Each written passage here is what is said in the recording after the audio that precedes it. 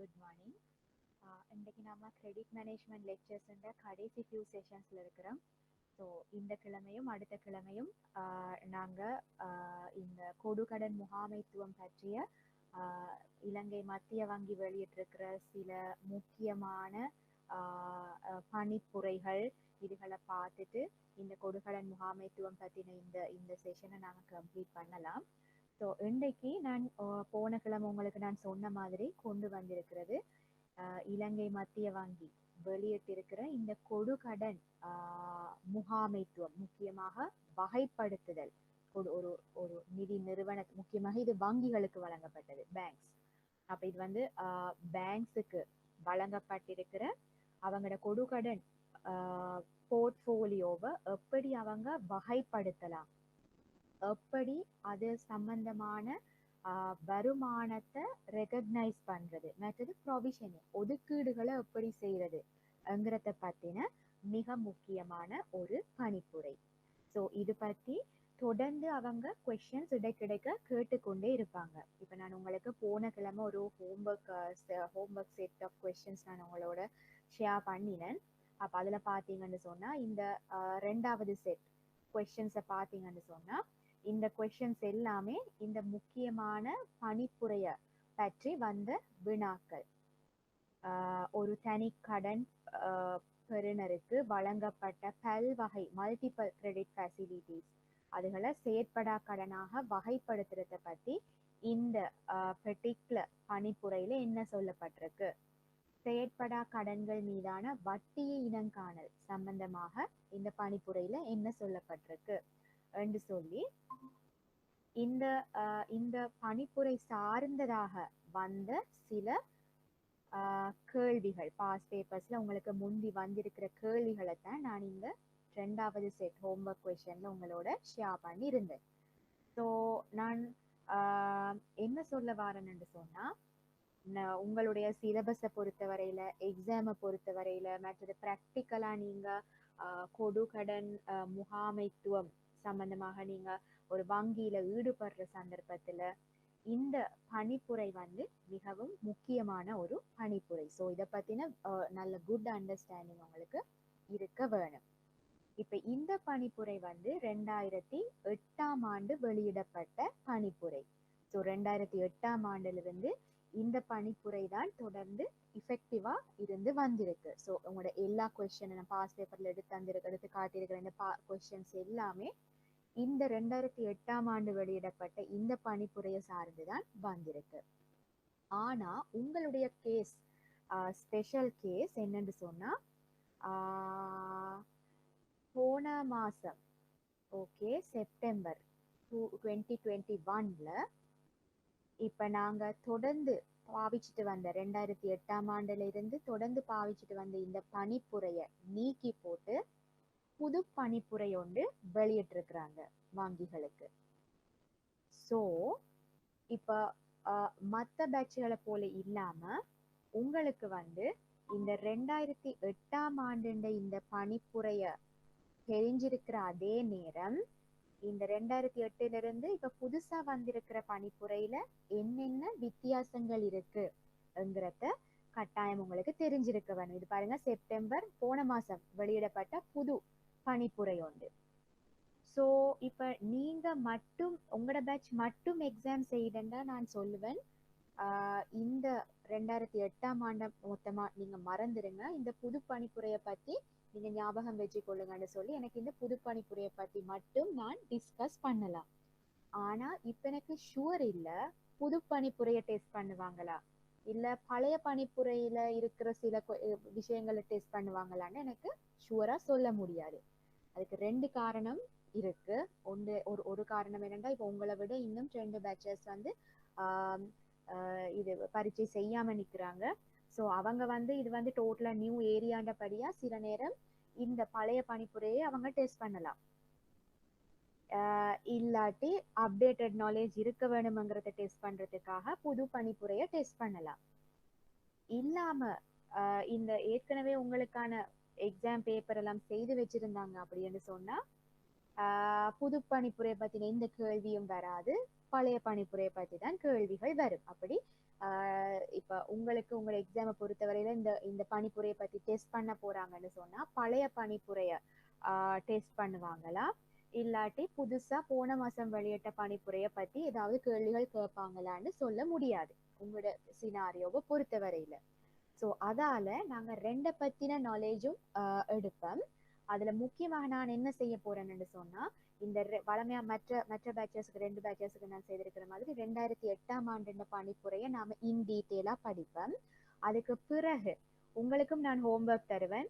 Homework என்னன்னு சொன்னா, புதிய பணிப்புரையில நாம இன்னைக்கு படிக்க போற பணிப்புரையை விட்டு என்னென்ன முக்கியமான மாற்றங்கள் இருக்குங்கிறத நீங்க ஐடென்டிஃபை பண்ண போறீங்க. அடுத்த கிளாஸ்ல நான் அதை உங்களுக்கு பிரீஃபா விளங்கப்படுத்த போறேன். ஸோ அந்த வகையில உங்களை பொறுத்த வரையில நாங்க இந்த 2 பணிப்புரைகளை பத்தின கவரேஜும் எடுத்து வச்சுக்கொள்றது நல்ல. ஓகே. மற்றது இன்னும் ஒரு விஷயம் என்னன்னு சொன்னா, இந்த போன மாசமே வெளியிடப்பட்ட இந்த கிட்டத்தட்ட 17 பக்கம் இருக்கு இந்த பணிப்புரை. இந்த தமிழாக்கத்தை நான் எடுக்க பார்த்தேன்னா, நானா இது போன மாசம் தான் வெளியிட்டபடியா இதனுடைய தமிழ் மொழிபெயர்ப்பு இன்னும் இல்லை. அப்ப அதனால மேபி உங்களுக்கு ஒருமிக்கவே ஒரு பெரிய டிரெக்ஷனை இங்கிலீஷால வாசிச்சு விளங்கெடுக்கிறது கஷ்டமாக இருந்தாலும் இந்த பழைய பணிப்புரை, இந்த 2008ஆம் ஆண்டு வெளியிடப்பட்ட இந்த பணிப்புரை இந்த தமிழாக்கத்தை நான் உங்களுக்கு போன கிளாஸ்ல ஷேர் பண்ணி இருக்கிறேன். இப்போ என்னன்னு சொன்னா, சில டெக்னிக்கல் விஷயங்கள் உங்களுக்கு எக்ஸாம்ல டெக்னிக்கல் வேர்ட்ஸோட டெஸ்ட் பண்ணுவாங்க. ஸோ அந்த டைம்ல உங்களுக்கு கட்டாயமா விதின் பிராக்கெட்ஸ் இங்கிலீஷ்லயும் தருவாங்க. ஸோ நீங்க என்ன செய்யணும், இந்த ரெண்டையும் சேர்த்து வாசிச்சிங்கன்னு சொன்னா உங்களுக்கு லேசா இருக்கும். அதாவது சில டேர்ம்ஸ் நீங்க தமிழ்ல இருந்து வாசிச்சு பிக் பண்ணி கொடுறது லேசா இருக்கும். அதே சமயம் இங்கிலீஷ்ல மோர் கிளாரிட்டியாக இருக்கும் ரீட் பண்ற நேரம். ஓகே. ஸோ நாங்க ஃபார் த டைம் பீயிங் இந்த போன மாசம் வெளியிட்ட இந்த புது பணிப்புரைய ஒரு பக்கத்துல வச்சுட்டு இந்த பழைய பணிப்புரையை பத்தி தான் நாங்க இன்னைக்கு டிஸ்கஸ் பண்ணுவேன். அடுத்த கிளாஸ்ல புது பணிப்புரையில என்ன புது விஷயங்கள் உட்செலுத்தப்பட்டிருக்கு என்கிறத அனலைஸ் பண்றதன் மூலமாக நாங்க பழைய 2 பணிப்புரையை பத்தினையும் குட் ஐடியா உங்களுக்கு இருக்கு. ஓகே. நான் உங்களோட இன்னொரு டாக்குமெண்ட்டும் ஷேர் பண்ணியிருந்தேன். அதுல நான் உங்களுக்கு ஒரு நல்ல விஷயம் செய்திருந்தேன். என்னன்னு சொன்னா, கிட்டத்தட்ட கொஞ்சம் நீளமான இந்த பணிப்புரைய நான் உங்களுக்கு இதுல முக்கியமான சேலியன்ட் ஃபீச்சர்ஸை நான் உங்களுக்கு தொகுத்து தந்திருக்கிறேன். ஸோ நீங்க கட்டாயம் உட்கார்ந்து இந்த டிரெக்ஷனை ஒரு தரமாவது ஃபுல்லா வாசிக்க வேணும். ஆனா இப்போ உங்களுக்கு எக்ஸாம் பக்கத்துல வர நேரம் என்ன முக்கியமான விஷயங்கள் இந்த டிரெக்ஷன்ல இருக்கு என்று பார்க்கணும்னு சொன்னா, மற்றது உங்களுக்கு ஞாபகம் வச்சு கொள்றதுக்கு லேசாக நான் உங்களுக்கு இதை தொகுத்து 3 பேஜ் டாக்குமெண்ட்ல உங்களுக்கு தந்திருக்கிறேன். ஸோ இதே மாதிரி தான் நான் அடுத்த கிளாஸும் உங்களுக்கு இந்த 2008ல இருந்து இந்த புதிய பணிப்புரையில முக்கியமான விஷயங்களை நான் உங்களுக்கு தொகுத்து தருவேன். ஆனா உங்களோட ஹோம்ஒர்க் நீங்க என்ன செய்யணும், 2008ஆம் ஆண்டு இன்னைக்கு டிஸ்கஸ் பண்ண போற இந்த பணிப்புரையையும் புதுசா வெளியிடப்பட்டிருக்கிற பணிப்புரையும் நீங்க ஒப்பிட்டு என்ன வித்தியாசம்னு நீங்களும் கண்டுபிடிச்சிட்டு வர வேணும். ஸோ நான் 2021ஆம் ஆண்டு போன மாசம் வெளியிட்ட டிரெக்ஷனை நான் உங்களோட உங்களோட டிரைவ்ல நான் ஷேர் பண்ண இல்லை. நீங்க அதை நான் உங்களுக்கு ஷேர் பண்றேன். நான் உங்களுக்கு டவுன்லோட் இப்போ இந்த வீக்கெண்ட்ல நீங்க செய்ய வேணும்னு சொன்னா டவுன்லோட் பண்ணி எடுத்துக்கொள்ள வேணும்னு சொன்னா நீங்க வளமையா நான் உங்களுக்கு காட்டுற இடம் தான் என்ன இருக்கு, லாஸுக்கு கீழே போய் பேங்கிங்குள்ள போய்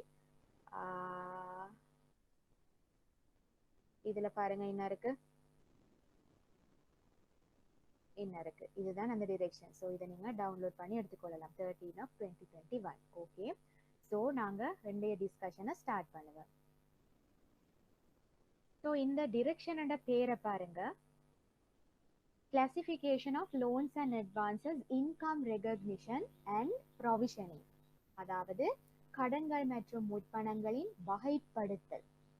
அதை நாங்க உங்களுக்கு இப்ப பொதுவா உங்களுக்கு ஒரு ஐடியா ஒன்று இருக்கு. இந்த கொடு கடன்கள் ஒரு வங்கிக்குள்ள செயற்படும் கடன்களாக இருக்கும், செயற்படா கடன்களாக இருக்கும். செயற்படா கடன்கள்லயும் சில வகைகள் இருக்கு. அதை நாங்க இந்த பணிப்புரையில பார்க்க போறோம். ஸோ அந்த மாதிரி ஒரு வங்கிக்குள்ள இருக்கிற கடன்கள் மற்றும் முற்பணங்களை நாங்க எப்படி வகைப்படுத்தி கொள்ள போறோம். மற்றது அப்படி வகைப்படுத்தின கொடு கடன்களோட இன்ட்ரெஸ்ட் போர்ஷன் வட்டி வருமானத்தை நாங்க எப்படி ரெகக்னைஸ் பண்ண போறோம். மற்றது ஒதுக்கீடுகள் ப்ரொவிஷனிங் எப்படி செய்து கொள்ள போறோம் என்கிறத பத்தின பணிப்புரை தான் இது. இது ரொம்ப விரிவாக இருந்தாலும் வெரி சிம்பிள். நான் உங்களுக்கு இந்த சமரைஸ் பண்ணிருக்கிற 3 பேஜஸ் தான் இந்த பணிப்புரையின் கோ. ஓகே. ஸோ முதலாவது முக்கியமான விஷயம் என்னன்னு சொன்னா, இந்த ஹோம்ஒர்க் கொஸ்டினையும் நான் இதை டிஸ்கஸ் பண்ணதுக்கு பிறகு செய்து என்னோட ஷேர் பண்ணுங்க. ஸோ நான் உங்களோட ஃபீட்பேக் தருவேன். ஓகே. ஸோ முதலாவது விஷயம் என்னன்னு சொன்னா, டிரெக்ஷன் 3.2 டிரெக்ஷன் 3.2க்கு போவோம். என்ன இருக்கு? இது முக்கியமான ஒரு பாயிண்ட். அதாவது total credit facilities shall mean on balance sheet credit facilities and off balance sheet credit facilities. அதாவது ஒரு வங்கிக்குள்ள இருக்கிற கடன்கள் மற்றும் முற்பணங்கள் வந்து ரெண்டு வகையில இருக்கலாம். அதாவது நம்மளுடைய பேலன்ஸ் ஷீட்ல ரெக்கார்ட் பண்ணப்படுற கடன்கள் மற்றும் கொடுப்பனவுகள், மற்றது அந்த வங்கியினுடைய பேலன்ஸ் ஷீட்ல ரெக்கார்ட் பண்ணப்படாத, அதாவது ஆஃப் பேலன்ஸ் ஷீட் ஐட்டம்ஸாக இருக்கலாம். கடன் கொடுப்பனவுகள், ஐந்தொகையில் அடங்கும் கடன் கொடுப்பனவுகள் மற்றும் ஐந்தொகைக்கு புறம்பான கடன் கொடுப்பனவுகள் என்று நாங்க இந்த மொத்த கடன் கொடுப்பனவுகளை ரெண்டாக பிரிச்சு பார்க்கலாம். அப்ப இந்த பேலன்ஸ் ஷீட்டுக்குள்ள அடங்குற இந்த கொடுக்கடன் வசதிகளை உள்ள அடங்குற கொடுக்கடன் வசதிகளோட சில உதாரணங்களை தான் இங்க தந்திருக்கிறாங்க. இந்த 3.2.1 தந்திருக்கிறாங்க. ஐந்தொகையில் அடங்கும் கொடுக்கடன் வசதிகளுக்கு சில உதாரணங்கள். என்னென்ன உதாரணங்கள்? முதல்ல இங்கிலீஷ் ரீட் பண்ணிட்டு வந்தா லேசா இருக்கு. உங்களுக்கு ஸ்கிரீன் விளங்குதுன்னு நினைக்கிறேன். ஓகே. அதுக்கு சில உதாரணங்கள் போட்டிருக்கிறாங்க. இதெல்லாம் நாங்க இந்த கொடுக்கடன் பொருட்களை பத்தி பாக்குற நேரம் இதுல நிறைய வகைகளை பார்த்துட்டு வந்திருக்கிறோம். ஸோ இது உங்களுக்கு தெரிஞ்ச விஷயங்கள். அப்ப பேலன்ஸ் ஷீட்ல ரெக்கார்ட் பண்ணப்படுற on balance sheet credit facilities தான் நாங்க சொல்லுவோம். Over draft, term loans, block loans, packaging credits. இதுல தெரியாத டேர்ம்ஸை மறந்துடுங்க. தெரிஞ்ச டேர்ம்ஸை ஞாபகம் வச்சுக்கொள்ளுங்க. Pledge loans, revolving loans, bills finance, discounting facilities. இது சில உதாரணங்கள். ஹையர் பர்ச்சேஸ், லீசிங், ஹார்னிங் அட்வான்சஸ், கிரெடிட் கார்டு ஃபெசிலிட்டிஸ். இந்த மாதிரி இதுகள் எல்லாம் ஆன் பேலன்ஸ் ஷீட்டுக்கு சில உதாரணங்கள். தமிழாக்கம் இன்னும் இருக்கு. மேலதிக பற்று, தவணை கடன், சுழலும் கடன், உறுதியளிக்கப்பட்ட கடன். அந்த மாதிரி ஒரு வங்கிக்குள்ள ஐந்தொகையில அடங்குற கடன் வசதிகள் இருக்கு. ஐந்தொகைக்கு புறம்பான கடன் வசதிகள் இருக்கு. உங்களுக்கு தெரியும், நாங்க டிஸ்கஸ் பண்ணிருக்கிறோம் கடன் பொருட்கள் டிஸ்கஸ் பண்ண டைம்ல முக்கியமாக இந்த நாங்க என்ன சொல்றது, அந்த ஃபீஸ் அண்ட் கமிஷன்ஸ், வட்டி வருமானத்தை ஈட்டாம இந்த fees and commissions, fee based credit products வந்து நாங்க படிச்சிருக்கிறோம். பொதுவாக இந்த ஃபீ பேஸ்ட் கிரெடிட் ப்ராடக்ட்ஸ் எல்லாம் வந்து பொதுவாக ஆஃப் பேலன்ஸ் ஷீட்டாக இருக்கு. சாரி, அதை பத்தி டூ மச் வரி பண்ண வேணாம். சில உதாரணங்களை நீங்க ஞாபகம் வச்சுக்கொள்ளுங்க. ஆஃப் பேலன்ஸ் ஷீட் கிரெடிட் ஃபெசிலிட்டிக்கு சில உதாரணங்கள் தான் இருக்கு. நாங்க படிச்ச letters of credit, guarantees, bonds, இதுகளெல்லாம் வந்து ஃபீ பேஸ்ட் கிரெடிட் ப்ராடக்ட்ஸ். இதுகள் வந்து பொதுவாக ஆஃப் பேலன்ஸ் ஷீட்டாக இருக்கு. ஸோ இந்த பணிப்புரை வந்து இந்த மாதிரி என்னது, ஐந்தொகைக்கு உள்ள அடங்குற கொடுக்கடன் வசதிகள், ஐந்தொகைக்கு புறம்பான off balance sheet credit facilities, இந்த ரெண்டு வகையான கொடுக்கடன் வசதிகளுக்கும் உரியதுங்கிறது தான் அந்த ப்ரொவிஷன்ல சொல்ல வராங்க. அடுத்தது அடுத்த முக்கியமான பாயிண்ட் தான் டிரெக்ஷன் 3.5. அதுல என்ன சொல்றாங்க?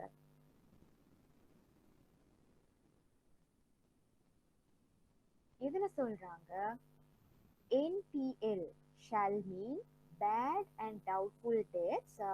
அதெல்லாம் விடுங்களேன். All credit facilities excluding exempted credit facilities are classified as non-performing based on the following basis. and இந்த 3.1, 1, 2 ரெண்டா பிரிச்சிருக்கிறாங்க. based on period, ரெண்டாவது என்ன, based on potential risk. இதுல என்ன சொல்ல வராங்கன்னு சொன்னா, ஒரு வங்கியினுடைய கொடுக்கடன் வசதிகளை நாங்க செயற்படா கடன்களாக, எங்களுக்கு தெரியும் செயற்படு கடன் செயற்படா கடன் ரெண்டு வகைகள் இருக்கு. செயற்படா கடனாக நாங்க குறிப்பிட்ட லோன்ஸ் அண்ட் அட்வான்சஸ் கொடுக்கடன்களை வகைப்படுத்த போறோம் என்று சொன்னா, அது ரெண்டு பேசிஸ்ல, ரெண்டு அடிப்படைகள்ல நாங்க அதை செயற்படா கடன்களாக வகைப்படுத்துவோம். ஒன்று காலப்பகுதியை அடிப்படையாக கொண்டது. காலப்பகுதி என்று சொல்ற நேரம் எவ்வளவு காலம் ஒரு கடன் மீள் செலுத்தப்படாம தொக்கு நிக்குது என்கிறதுதான் இந்த காலப்பகுதியை அடிப்படையாக கொண்டு. மற்றதுதான் சாத்தியமான இடர்நேர்வு அடிப்படையில். நாங்க சில உதாரணங்களை பார்ப்போம். சாத்தியமான இடர்நேர்வு அடிப்படையில் என்று சொல்ற நேரம் எவ்வளவு காலம் தொக்கு நிக்குது என்கிறத விட சில முக்கியமான ஏர்லி வார்னிங் இண்டிகேட்டர்ஸ் நாங்க படிச்சிருக்கிறோம். ஆரம்ப எச்சரிக்கை சமீட்சைகள். அப்ப இந்த காலப்பகுதியை விடுத்து, காலப்பகுதி அது ஒரு பக்கத்துல இருக்கட்டும், சில கொடுக்கடன்கள்ல சில ஆரம்ப எச்சரிக்கை சமீட்சைகள் ஏர்லி வார்னிங் இண்டிகேட்டர்ஸ் காட்டினதால அதை நாங்க செயற்படா கடன்களாக வகைப்படுத்தலாம். ஸோ செயற்படா கடன்களாக வகைப்படுத்துற நேரம் ஒன்று அது எவ்வளவு காலம் தொக்கு நிக்குதுங்கிறத அடிப்படையில நாங்க வகைப்படுத்தலாம், அது ஒரு செயற்படா கடனாக. இல்லாட்டி எவ்வளவு காலம் தொக்கு நிக்குதுங்கிறத கூட நாங்க இக்னோர் பண்ணிட்டு சில ஏர்லி வார்னிங் இண்டிகேட்டர்ஸ் வந்திருக்குங்கிறத அடிப்படையில அதை நாங்க செயற்படா கடன்களாக வகைப்படுத்துவோம். ஓகே, ஸோ காலப்பகுதியை அடிப்படையாக கொண்டு நாங்க ஒரு அதை செயற்படா கடனாக ஒரு ஒரு கடனை நாங்க வகைப்படுத்த போறோம் என்று சொன்னா, ஓகே, என்ன இருக்கு சில முக்கியமான கொடுகடன் பொருட்பிரிவுகளை இங்க தந்திருக்கிறாங்க. ஒன்று ஓவர் டிராஃப்ட். ஓவர் டிராஃப்ட்ன்னு நாங்க என்னன்னு பார்த்துட்டு வந்திருக்கிறோம். அதாவது முக்கியமாக வணிகங்களுக்கு இல்லாட்டி நடைமுறை கணக்குகள் வச்சிருக்கிற நபர்களுக்கு என்ன செய்வாங்க, அவங்களுடைய அக்கவுண்ட் பேலன்ஸுக்கு எக்ஸ்ட்ராவா கொடுக்கறது தான் ஓவர் டிராஃப்ட். இதெல்லாம் பார்த்துட்டு வந்திருக்கிறோம். ஸோ அப்படி கொடுக்கப்பட்ட ஓவர் டிராஃப்ட் வந்து 90 நாட்களுக்கு மேல தொடர்ந்து சாங்ஷன் பண்ணப்பட்ட லிமிட்டை விட 90 நாட்களுக்கு மேல தொக்கு நிக்குதுன்னு சொன்னா அது வந்து ஒரு செயற்படா கடனாக கிளாசிஃபை பண்ண வேணும். அது ஓவர் டிராஃப்டாக இருந்தா. இல்லாம வேற வகையான சில கடன் பொருட்கள் இருக்கு, மாசம் மாசம் தவணை கட்டணங்களை கட்டுற மாதிரி, ரீபேயபிள் இன் மந்த்லி இன்ஸ்டால்மெண்ட்ஸ். அந்த மாதிரியான ஒரு கடன் பொருள்ல தொடர்ந்து 3 தவணை கட்டணங்கள் தவணைகள் மீள் செலுத்தப்படாம இருந்தா அதை நாங்க செயற்பட கடனாக கிளாசிஃபை பண்ணுவோம். இப்ப சில வகையான கடன்கள் இருக்கு, repayable in quarterly or half yearly instalments. 3 மாசத்துக்கு ஒருக்கா இல்ல 6 மாசத்துக்கு ஒருக்கா தான் இன்ஸ்டால்மெண்ட் கட்டுற மாதிரி சில கடன் பொருட்கள் இருக்கு. அந்த மாதிரியான சந்தர்ப்பத்துல எதை பார்ப்பாங்கன்னு சொன்னா, ஒரு கட்ட வேண்டிய ஒரு தவணை, காலாண்டுக்கு இல்லாட்டி அரையாண்டுக்கு கட்ட வேண்டிய ஒரு தவணை அந்த கடன் பெறுநரால 90 நாளைக்குள்ள கட்டுப்படாம இருக்கு என்று சொன்னா அதை செயற்படா கடனாக கிளாசிஃபை பண்ண வேணும். மற்றது சில கொடுகடன் பொருட்கள் இருக்கு, repayable in one installment at the end of a specified period or on a due date. ஒரு வகையான கடன் எடுப்போம், அந்த கடனை ஒரு எக்ரியான ஒரு குறிப்பிட்ட காலம் முடிவடைஞ்சதுக்கு பிறகு மொத்தமாக கொடுத்து தீர்க்க வேணும் என்கிற மாதிரியான ஒரு கடனாக இருந்தாலும் அகெயின் அந்த கட்ட வேண்டிய தவணை திகதியிலிருந்து 90 நாளைக்குள்ள கட்டாம வச்சிருக்கிறார் கடன் பெறுநர் என்று சொன்னா அதையும் செயற்படா கடனாக நாங்க பார்க்கலாம். அடுத்தது கிரெடிட் கார்டு கடன் அட்டைகளை பொறுத்த வரையிலையும் அகெயின் அதனுடைய குறிப்பிட்ட மினிமம் இன்ஸ்டால்மெண்ட் வந்து தொடர்ந்து 90 நாள் தொக்கு நிக்குதுன்னு சொன்னா அது ஒரு செயற்படா கடனாக நாங்க கிளாசிஃபை பண்ணலாம். ஸோ இந்த டிரெக்ஷனை பொறுத்த வரையில ஒரு கடனை செயற்படா கடனாக கிளாசிஃபை பண்றதுக்கு நீங்க இந்த 90 நாள் என்கிற இந்த ஐடியாவை 90ங்கிற நம்பரை நீங்க ஞாபகம் வச்சு கொள்ளுங்க. ஸோ எந்த ஒரு தவணையும் ஜென்ரலா இதை ப்ராடக்ட் வைஸா தான் நாங்க இப்ப பார்த்துருக்கிறோம். ஸோ ஜென்ரலா நீங்க ஞாபகம் வச்சுக்கொள்ளுங்க, இந்த ஒரு தவணையும் 90 நாள் மாதிரி தொடர்ந்து தொக்கு நிக்குதுன்னு சொன்னா அது பொதுவாக செயற்படா கடனாக அவங்க வங்கி கிளாசிஃபை பண்ண வேணும். அதைத்தான் இந்த டிரெக்ஷன் 351 வந்து காட்டி நிற்குது. 351 என்ன இருக்கு? வங்கி மேலதிக பற்றுக்கள், மாதாந்த தவணை கட்டத்தில் மேல் செலுத்தப்படும் கொடு கடன்கள், காலாண்டு அரையாண்டு தவணையில் மேல் செலுத்தப்படும் கொடு கடன்கள், ஒரு கடன் மீளளிப்பு திகதியில் அல்லது குறிப்பிட்ட கால பகுதியின் முடிவில் ஒரு தவணை கட்டணத்தில் செலுத்த வேண்டிய கொடு கடன்கள், கொடு கடன் அட்டைகள். இதுதான் இந்த 351ல டிஸ்கஸ் பண்ணி இருக்கிறாங்க. ஓகே, ஸோ நாங்க இப்ப ஜஸ்ட் நவ் டிஸ்கஸ் பண்ணினோம். ஒரு வங்கியில செயற்படா கடனாக மாத்துறேன்னு சொன்னா நாங்க ரெண்டு பேசிஸ்ல மாத்துவோம். ஒன்று பேஸ்ட் ஆன் பீரியட், அதைத்தான் நாங்க இப்ப பார்த்திருக்கிறோம். அடுத்தது என்ன, எவ்வளவு காலம் தொக்கு நிக்குதுன்றதையும் இக்னோர் பண்ணிட்டு based on some potential risk, அதாவது ஆரம்ப எச்சரிக்கை சமீட்சைகள் ஏதாவது எங்களுக்கு தென்பட்டது என்று சொன்னா அந்த பேஸ்ட் ஆன் பொட்டென்ஷியல் ரிஸ்க்கும் நாங்க கிளாசிஃபை பண்ண வேணும்.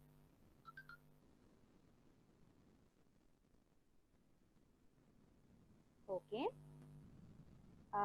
ஸோ இந்த பொட்டென்ஷியல் ரிஸ்க், சாத்தியமான இடர்நேர்வு அடிப்படை என்று சொல்ற நேரம் அவங்க என்ன சொல்லிருக்கிறாங்க? 352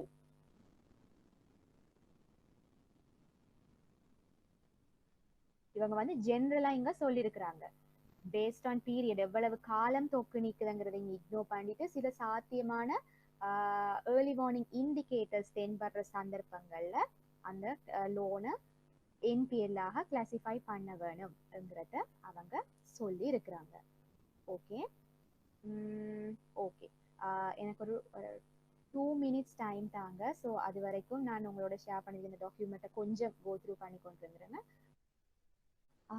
ஸோ நான் சொல்லி கொண்டிருந்தேன்னா செயற்படா கடன்களை ஸ்க்ரீன் விளங்குது நினைக்கிறேன், ஷேர் பண்ணி கொண்டு தானே இருக்கேன். Okay fine. ஸோ நான் சொல்லி கொண்டிருந்தேன்னா செயற்படா கடன்களை காலத்தின் அடிப்படையில் எப்படி கிளாசிஃபை பண்ணுறது, மற்றது காலத்தையும் இக்னோர் பண்ணிட்டு சில சாத்தியமான ஏர்லி வார்னிங் இண்டிகேட்டர்ஸை பேஸ் பண்ணி எப்படி கிளாசிஃபை பண்ணுறது, கிளாசிஃபை பண்ணலாம்ங்கிறத நான் சொல்லி கொண்டிருந்தேன். ஓகே, ஸோ அடுத்த முக்கியமான ப்ரொவிஷன் என்னன்னு சொன்னால் டிரெக்ஷன் 4.2. டிரெக்ஷன் 4.2ல என்ன சொல்றாங்க?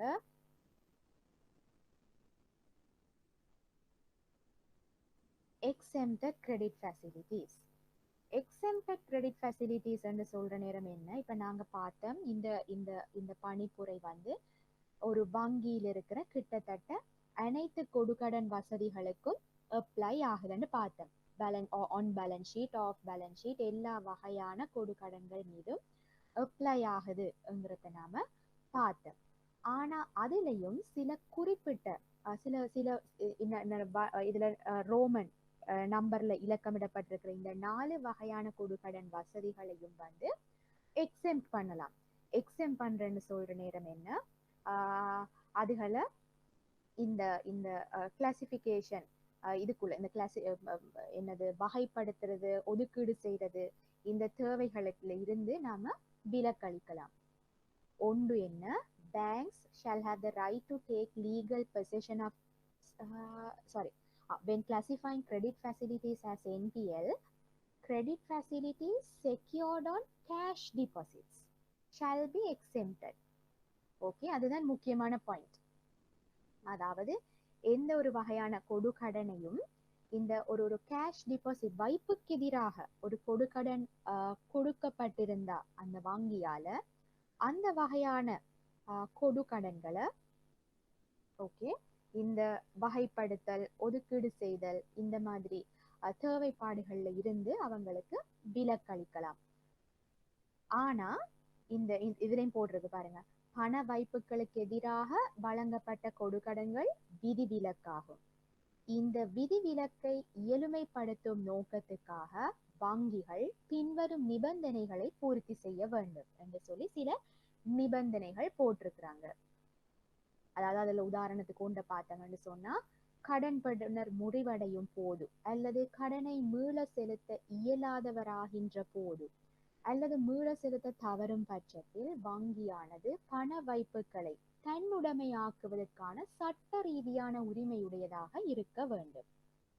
பணத்தினை ஆதாரமாக கொண்ட கொடுக்கல் வாங்கல்களின் சகல ஆவணங்களும் எல்லா தரப்பினரையும் இணைப்பதோடு இது தொடர்பான நீதிமன்ற தீர்ப்புகளில் சட்ட ரீதியான வலியுறுத்தல்களாகவும் அமையும்.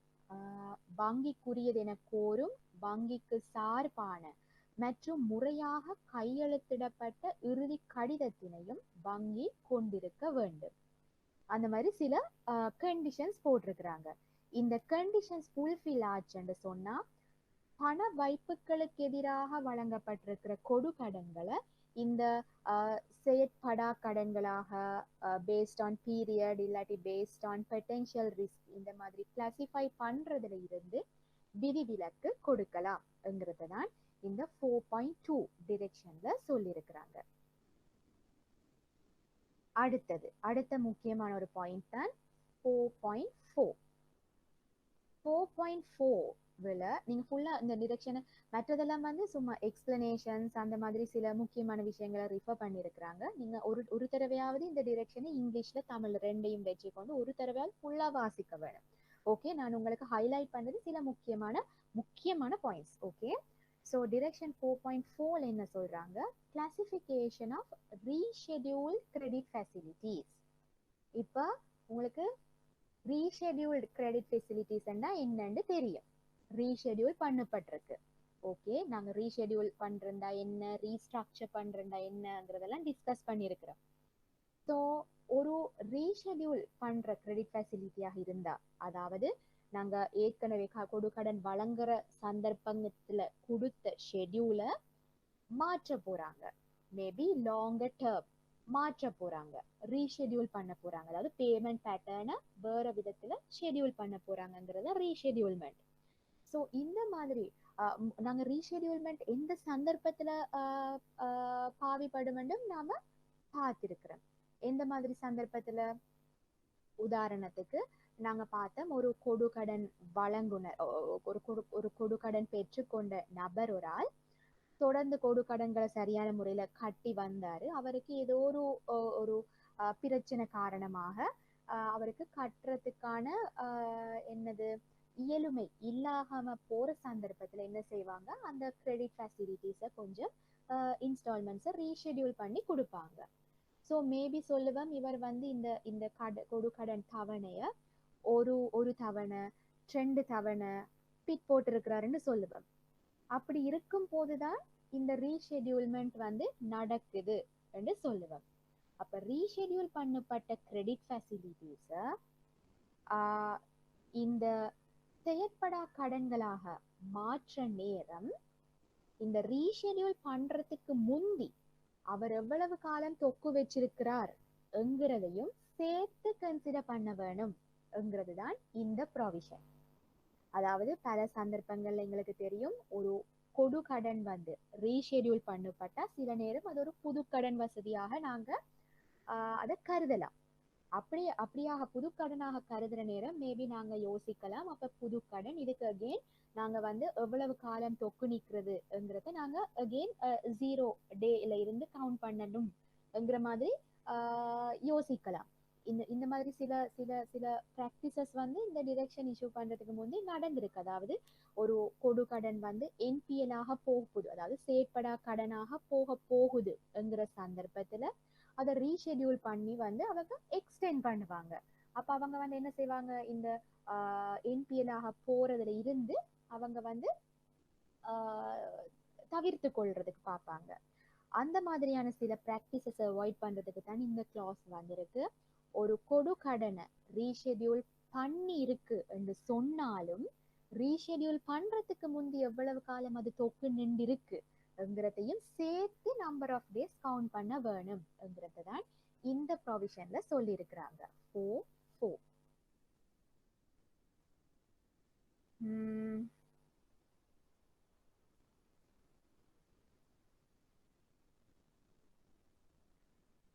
ஒரு சின்ன விஷயத்தான் பெரிய பேராகிராஃபா ஃபுல் ஸ்டாப் இல்லாம எழுதுவாங்க. அப்படித்தான் சில டிரெக்ஷன்ஸ் போகும் தெளிவை கூட்டுறதுக்காக. ஸோ அதை நீங்க வாசிக்கிற நேரம் மிகவும் உன்னிப்பாக வாசிக்க வேணும்.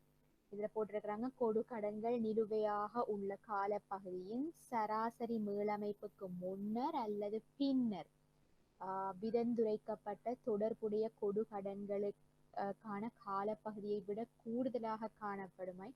டோட்டல் ஆக்சுவலி காண்ட் அண்டர்ஸ்டாண்ட், அதுக்காகத்தான் நான் உங்களுக்கு சில நேரம் இங்கிலீஷ் தெளிவாக இருக்க வேண்டி இங்கிலீஷையும் உங்களோட ஷேர் பண்ணியிருக்கேன். When rescheduling occurs before a credit facility is classified as NPL, the rescheduled credit facility shall be classified as non-performing when in aggregate the period of time the credit facility was in arrears before rescheduling and after rescheduling exceeds the time period specified in above direction.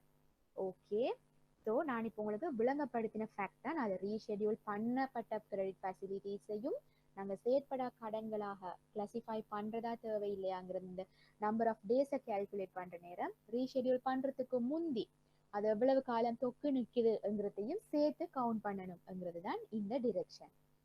Okay, so அடுத்த முக்கியமான direction direction 4.5. பாருங்க, நான் உங்களுக்கு காலையில நான் வந்து உங்களுக்கு அந்த ஹோம்ஒர்க் செட் கொஸ்டின்ஸ்ல நான் வந்து ஏற்கனவே இந்த டிரெக்ஷனை பத்தி வந்திருக்கிற சில பாஸ்ட் பேப்பர் கொஸ்டின்ஸை காட்டினேன். அதுல இந்த கேள்வி இருந்துருச்சு பாருங்க. அப்ப அதால சில முக்கியமான ஃபீச்சர்ஸை நீங்க ஞாபகம் வச்சுக்கொண்டீங்கன்னா அந்த மாதிரி கொஸ்டின்ஸை லேசாக எழுதலாம். டிரெக்ட் கொஸ்டின்ஸ் உங்களுக்கு டிரெக்ஷன் ஞாபகம் இருக்கும்னு சொன்னா இந்த மாதிரி கொஸ்டின்ஸ் வெரி டிரெக்ட் கொஸ்டின்ஸ், டிரெக்ஷன்ல இருக்கிறது எழுதுறது தான். ஸோ 4.5ல என்ன சொல்றாங்கன்னு சொன்னா classification of multiple credit facilities granted to a single borrower. உங்களுக்கும் எக்ஸ்பீரியன்ஸ் இருக்கும். ஒரு வங்கியை பொறுத்த வரையில ஒரு வங்கியினுடைய ஒரு வாடிக்கையாளருக்கு அதே வங்கியிலேயே நிறைய கிரெடிட் ஃபெசிலிட்டிஸ் இருக்கும். ஒரே பேங்க்லயே கிரெடிட் கார்டு எடுத்திருப்பாரு, பர்சனல் லோன் எடுத்திருப்பாரு, ஹவுசிங் லோன் எடுத்திருப்பாரு. அந்த மாதிரி ஒரே கடன் பெறுநரே பல வகையான கொடுக்கடன் வசதிகளை பெற்றிருப்பாரு. அப்ப அந்த சந்தர்ப்பத்துல என்ன பேசிஸ்ல அவரை செயற்படா கடனாக நாங்க மாற்றுறதுங்கிறதுக்கு நான் அவங்க வெரி டீட்டெயிலா போட்டிருக்கிறத நான் இங்க தொகுத்து போட்டிருக்கிறேன். Banks shall classify all credit facilities extended to a borrower as NPL when one or more credit facilities have been classified NPL and in aggregate the amount outstanding of such NPL exceeds 30% of the total credit facilities extended to such borrower. இதோட meaning என்னன்னு சொன்னா சொல்லுவமே, ஒரு உதாரணத்துக்கு எடுப்போம். ஒரு நபருக்கு credit card, housing loan, personal loan, 3 வகையான loan இருக்குன்னு சொல்லுவோம் நாம அவருடைய ஹவுசிங் லோன். ஓகே, மொத்தமா சேர்த்து சொல்லுவேன். Very simple numbers 100 rupees very simple நம்பர்ஸ்ல பார்ப்போம். அப்ப மொத்தமாக அவருக்கு 100 rupees யோசிப்பேன். அப்ப இதுல ஹவுசிங் லோன் சொல்லுவேன். ஹவுசிங் லோன் அவருக்கு அவுட்ஸ்டாண்டிங்காக இருக்கிறது 40 ரூபாய் என்று எதிர்பார்த்தோம் என்று சொன்னா, இப்ப பாருங்க மொத்தமா அவர் வச்சிருக்கிற 100 rupeesல 40 ரூபாய் என்று சொல்றது exceeding this 30%. இந்த 30 மொத்தமாக பார்க்கிற நேரம் 30% விட கூடுதலாக நிக்குது. அப்ப அந்த சந்தர்ப்பத்துல இந்த செயற்படா கடனாக நாங்க கிளாசிஃபை பண்ண வேண்டியது இந்த ஹவுசிங் லோனை மட்டும் இல்லை. ஹவுசிங் லோனோட சேர்த்து இந்த பர்சனல் லோன், கிரெடிட் கார்டு இது எல்லாமே வந்து செயற்படா கடனாக கிளாசிஃபை பண்ணப்பட வேணும்ங்கிறத தான் இந்த டிரெக்ஷன் வந்து சுட்டி காட்டுது. Okay, bank shall classify all credit facilities extended to a borrower when one or more credit facilities have been classified as NPL and if the aggregate amount of such NPL exceeds 30% of the total credit facilities extended to such borrower. Okay, கிளியர்னு நினைக்கிறேன். So இது வந்து நான் உங்களுக்கு முன்னால் காட்டின மாதிரி ஒரு 5 மார்க் கொஸ்டினாக கேட்டிருந்தாங்க. உங்களோட அகெயின் ஷேர் பண்ணணும்னு சொன்ன அந்த டாக்குமெண்ட்டை கேட்டிருந்தாங்க. என்ன இருக்கு, ஒரு தனி கடன் பெறுநருக்கு சிங்கிள் பரோவர் வழங்கப்பட்ட பல்வகை கடன் வசதிகளை மல்டிபிள் கிரெடிட் ஃபெசிலிட்டிஸை செயற்படா கடனாக வகைப்படுத்துறது சம்பந்தமாக இந்த டிரெக்ஷன்ல என்ன சொல்லி இருக்கிறாங்கிறத பத்தி ஒரு குறிப்பு எழுத சொல்லியிருந்தாங்க. ஸோ நீங்க இப்ப நான் உங்களோட இப்ப டிஸ்கஸ் பண்ணின இந்த பாயிண்ட்ஸை நீங்க தெளிவா எழுதுனீங்கன்னு சொன்னா உங்களுக்கு 5 மார்க்ஸ். ஓகே, ஸோ இந்த மாதிரி இடைக்கிடைக்க உங்களுக்கு இந்த மாதிரி கொஸ்டின்ஸ் வந்து உங்களுக்கு இந்த டிரெக்ஷன்ல இருந்து தருவாங்க. ஓகே, ஸோ நாங்க இப்போ அடுத்த ப்ராவிஷனுக்கு போவோம். டிரெக்ஷன் 4-6. இப்போ நான் கிட்டத்தட்ட 40 மினிட்ஸ் பேசிட்டு நான் டிரெக்ஷன் சொல்ற நேரம் வந்து உண்மையிலேயே டிரெக்ஷனை நாங்களும் புதுசா பேங்க்குக்கு போய் ஃபர்ஸ்ட் டைம் ரீட் பண்ற நேரம் ஒன்றுமே விளங்காது. ஸோ ரொம்ப டெக்னிக்கலாக இருக்கும், ஏன்னா கிளாரிட்டியை இம்ப்ரூவ் பண்றதுக்கு. ஸோ உங்களுக்கு ஏதாவது உங்களுக்கு ஏழுமான அளவு நான் சிம்பிளிஃபை பண்ணி நான் உங்களுக்கு எக்ஸ்பிளைன் பண்றேன். ஏதாவது டவுட்ஸ் இருக்குதோ தெரியல, இதுவரையில நான் எக்ஸ்பிளைன் பண்ணதுல ஏதாவது டவுட்ஸ் இருக்குதா?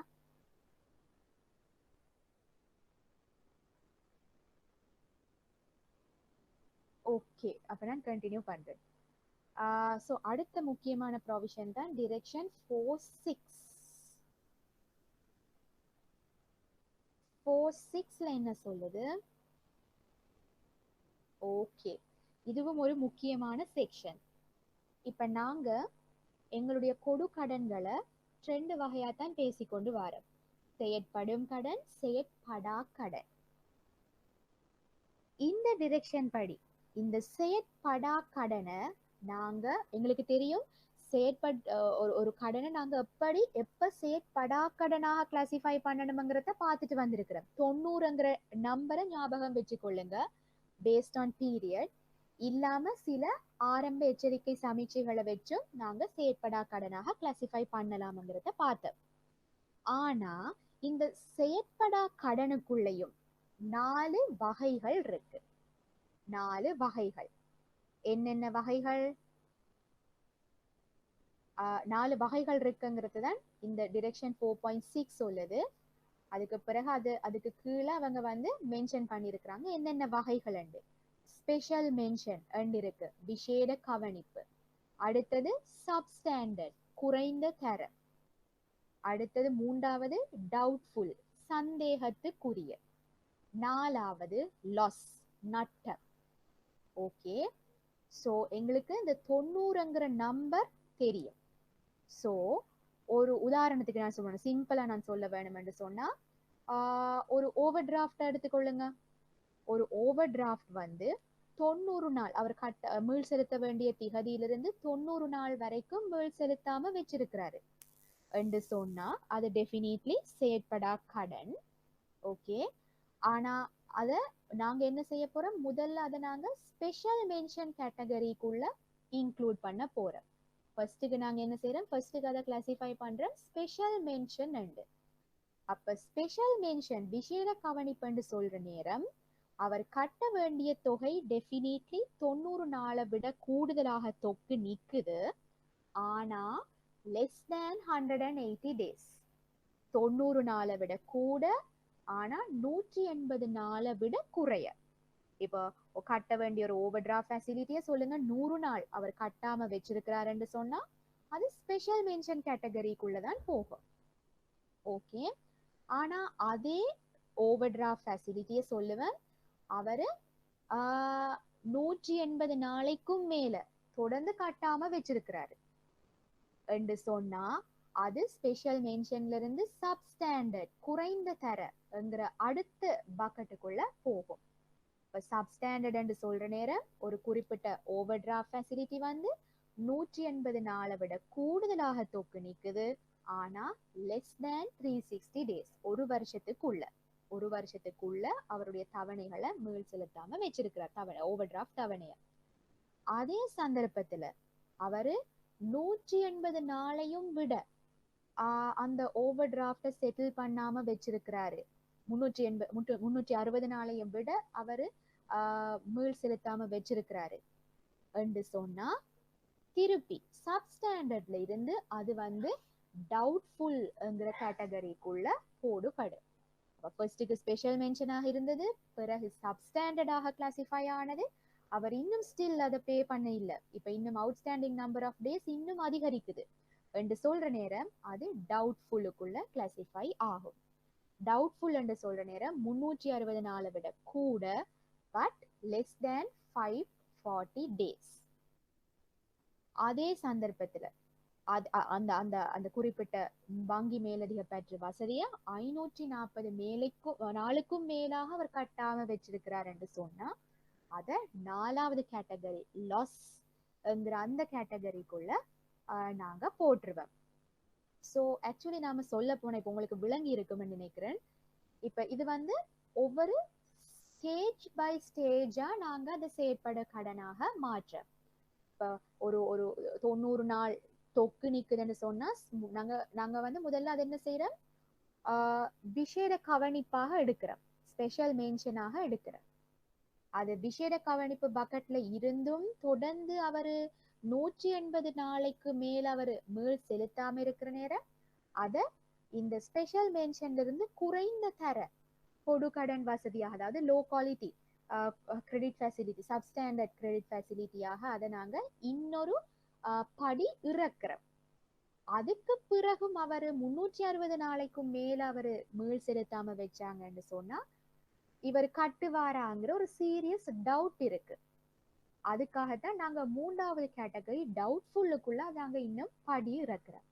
இவர் 540 நாளைக்கும் மேல கட்டாம இருக்கிறாருன்னா definitely he is not going to pay என்கிற மாதிரி ஒரு அசம்ஷன்ல நாங்க அதை லாஸ் நட்டமாக நாங்க அதை இன்னும் படி இறக்குறோம். இது வந்து நான் உங்களுக்கு ஒரு ஓவர் டிராஃப்ட் ஃபெசிலிட்டியை வச்சு எக்ஸ்பிளைன் பண்ணினேன். இப்போ நாங்கள் செயற்படா கடன்கள் என்று கிளாசிஃபை பண்ண நேரம் பேஸ்ட் ஆன் பீரியட் நாங்கள் டிஃபரெண்ட் கேட்டகரிஸ் பேசினோம்.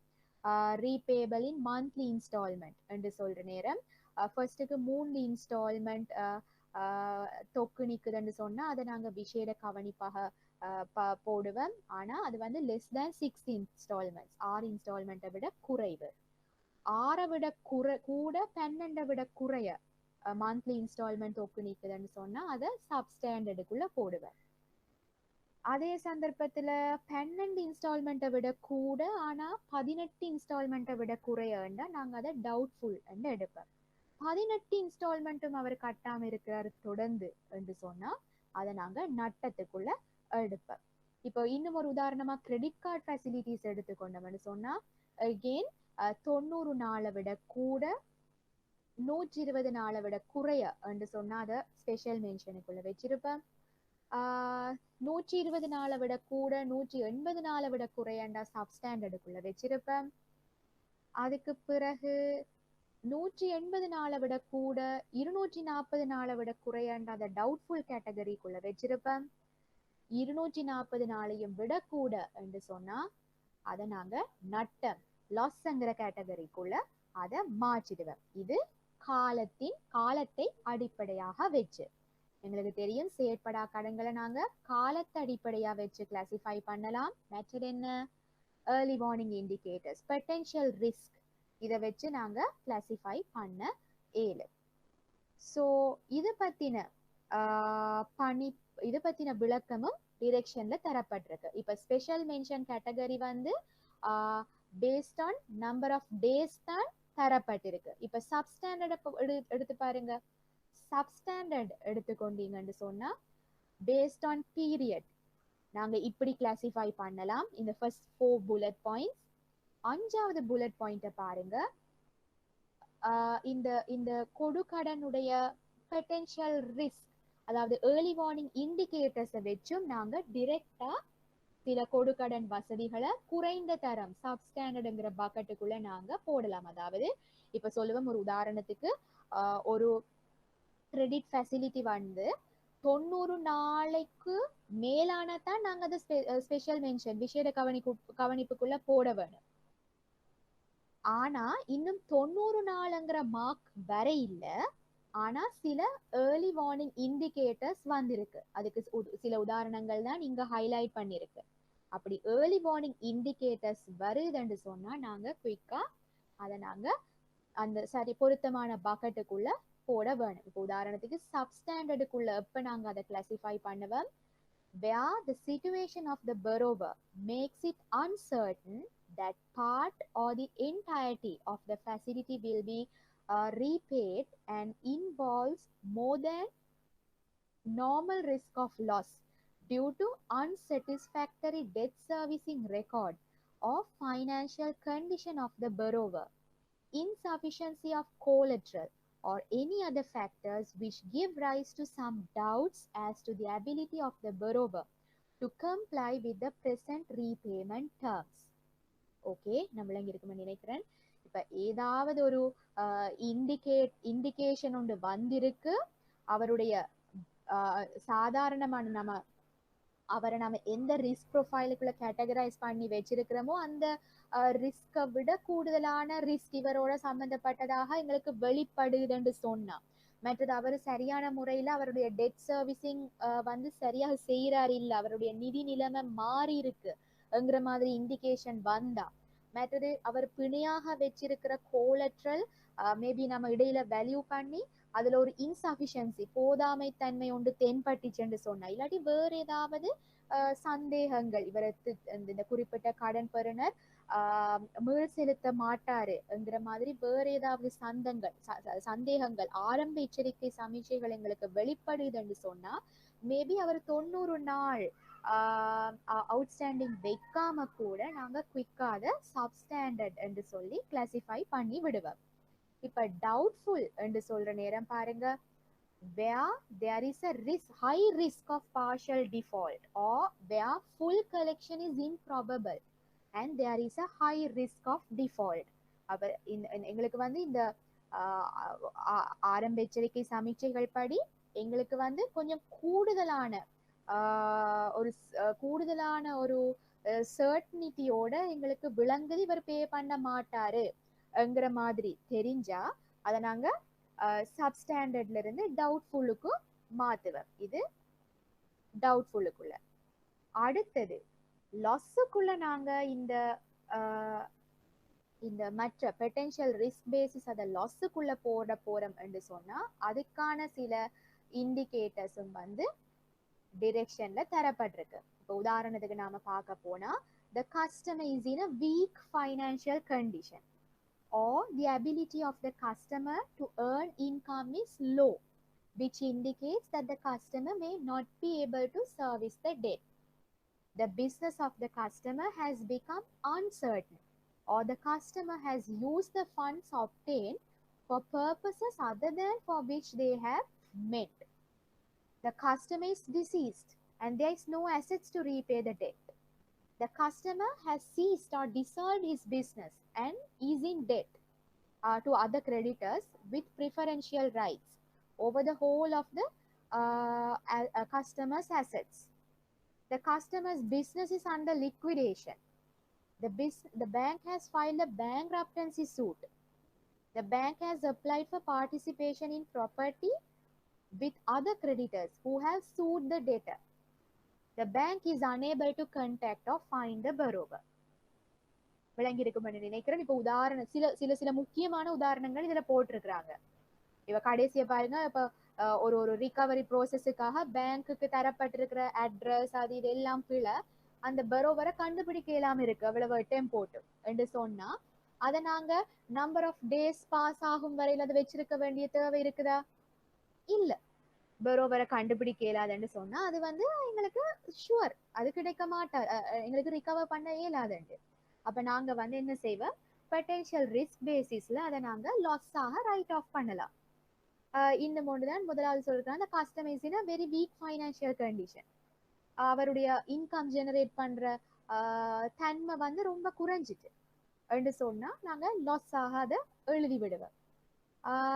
மற்றது பாருங்க, கஸ்டமர் வந்து ஏதாவது ஒரு பர்பஸை சொல்லி கடன் எடுத்துட்டு, உதாரணமாக பிசினஸ் ஸ்டார்ட் பண்ண போறேன் என்று சொல்லி கடன் எடுத்துட்டு அதை மேபி கன்சம்ஷன் பர்பஸ் அவர் எடுத்துட்டாருன்னு சொன்னா நாங்க அவர் பிசினஸுக்கெல்லாம் இவ்வளவு ஃபோக்கஸ் பண்ணி தந்திருப்பாரு, இவ்வளவு கேஷ் ஃப்ளோ வரும், இவ்வளவு ப்ராஃபிட்டபிலிட்டி வரும், அதை வச்சு நான் ரீபே பண்ண போறேன் அப்படி எண்ணலாம். அப்ப அந்த ஃபோகாஸ்ட் அனாலிசிஸ் எல்லாமே வேஸ்ட்.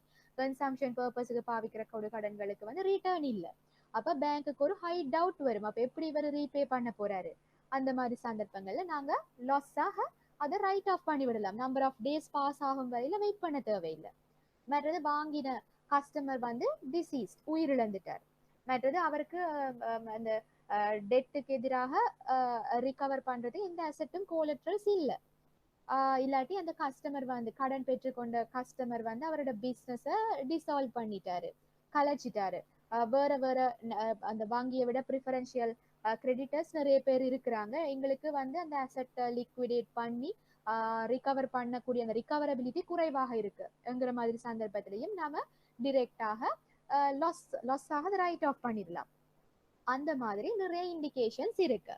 ஸோ இப்போ நீங்க சமரைஸ் பண்ணி ஞாபகம் வச்சிருக்க வேண்டியது என்ன, செயற்படா கடன்களையும் நாங்க 4 வகையாக பிரிக்கலாம் படிப்படியாக. Special mention, substandard, doubtful, loss and படிப்படியாக 4 கேட்டகரிஸ் இருக்கு செயற்படா கடனுக்குள்ளேயும். இந்த செயற்படா கடன்லையும் எந்த கேட்டகரிக்குள்ள எந்த பக்கெட்டுக்குள்ள இருக்க வேணும் என்கிறதையும் டிசைட் பண்றதுக்கு அகெயின் நாங்க நம்பர் ஆஃப் டேஸ் அவுட்ஸ்டாண்டிங் எவ்வளவு காலம் தொக்கு நிக்குது என்றதை கருத்தில் கொள்ளலாம். இல்லாட்டி எச்சரிக்கை ஏர்லி வார்னிங் இண்டிகேட்டர்ஸ் ஆரம்ப எச்சரிக்கை சமீட்சைகள் இதுகளையும் கன்சிடர் பண்ணலாம் என்கிறத தான் நீங்க ஞாபகம் வச்சுக்கொள்ள வேணும். ஸோ நீங்க இப்ப புதுசா வெளியிடப்பட்டிருக்கிற பணிப்புரையில இதுல இது சம்பந்தமாக எந்த விதமான மாற்றங்களும் இல்லைன்னு சொன்னா நீங்க இந்த நம்பர்ஸை கட்டாயம் ஞாபகம் வச்சு கொள்ளுங்க. சில சிம்பிள் நம்பர்ஸை ஞாபகம் வச்சு கொள்ளுங்க. ஓகே, இதுல ஏதாவது டவுட்ஸ் இருக்கா?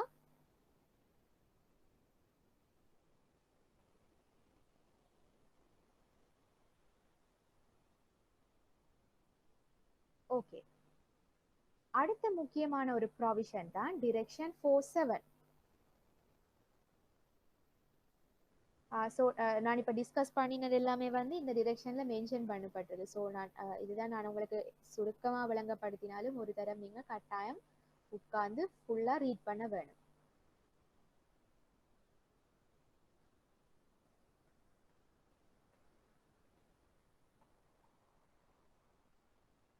ஓகே,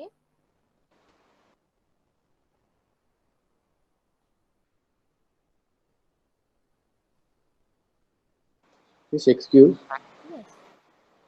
இப்போ ரிவால்விங் லோன் மேலே கொடுக்குறோம் தானே, முதல் 3 மாதத்துக்கு இன்ட்ரெஸ்ட்டோ கேபிட்டலோ சேவ் பண்ணாமல் ஆஃப்டர் 3 months கேபிட்டல் இன்ட்ரெஸ்ட் எல்லாம் சேர்த்து செட்டில் பண்ணுவாங்க. அந்த அது வந்து 3 மாசத்தோட பே பண்ணாமல் விட்டுறாரு. அப்போ அவருக்கு எவ்வளவு காலத்துக்கு அப்புறம் என்பிஏ ஃபெசிலிட்டி மென்ஷன் ஆகும்? ஓகே, நீங்க பார்க்க வேணும் இவர் எந்த கேட்டகரிக்குள்ள வாராரு. நீங்க சொல்லுறது credit facilities repayable on quarterly பேசிஸா இல்லாட்டி இதுவா credit facilities repayable in one instalment at the end of a specified period or a due date இதுக்குள்ளதான் விழும் என்ன? ஸோ அது வந்து நாங்க செயற்படா கடனாக மாத்த போறமப்ப அவர் கட்ட வேண்டிய திகதியில இருந்து 90 நாளைக்குள்ள அவருடைய தொகையை மீள் செலுத்தாம விட்டுருக்கிறார் சொன்னா. ஸோ இதுக்குள்ள எங்க வரும்? ஓவர் டிராஃப்ட் இல்ல, மந்த்லி இன்ஸ்டால்மெண்ட் இல்ல, கிரெடிட் கார்டு இல்ல, அதர் கிரெடிட் ஃபெசிலிட்டிஸுக்குள்ளதான் வரும் நீங்க சொல்ற இந்த ரிவால்விங் கிரெடிட். அப்ப அவரோட தொகை வந்து 90 நாளை விட கூட பட் லெஸ் தேன் 180 அண்டா ஸ்பெஷல் மென்ஷன், 180 விட கூட லெஸ் தேன் 360 டேஸ் என்று சொன்னா சப்ஸ்டாண்டர்ட், 360 விட கூட 550 விட குறைய அண்டா டவுட்ஃபுல், 550 விட கூடன்னு சொன்னா லாஸ். ஓகே,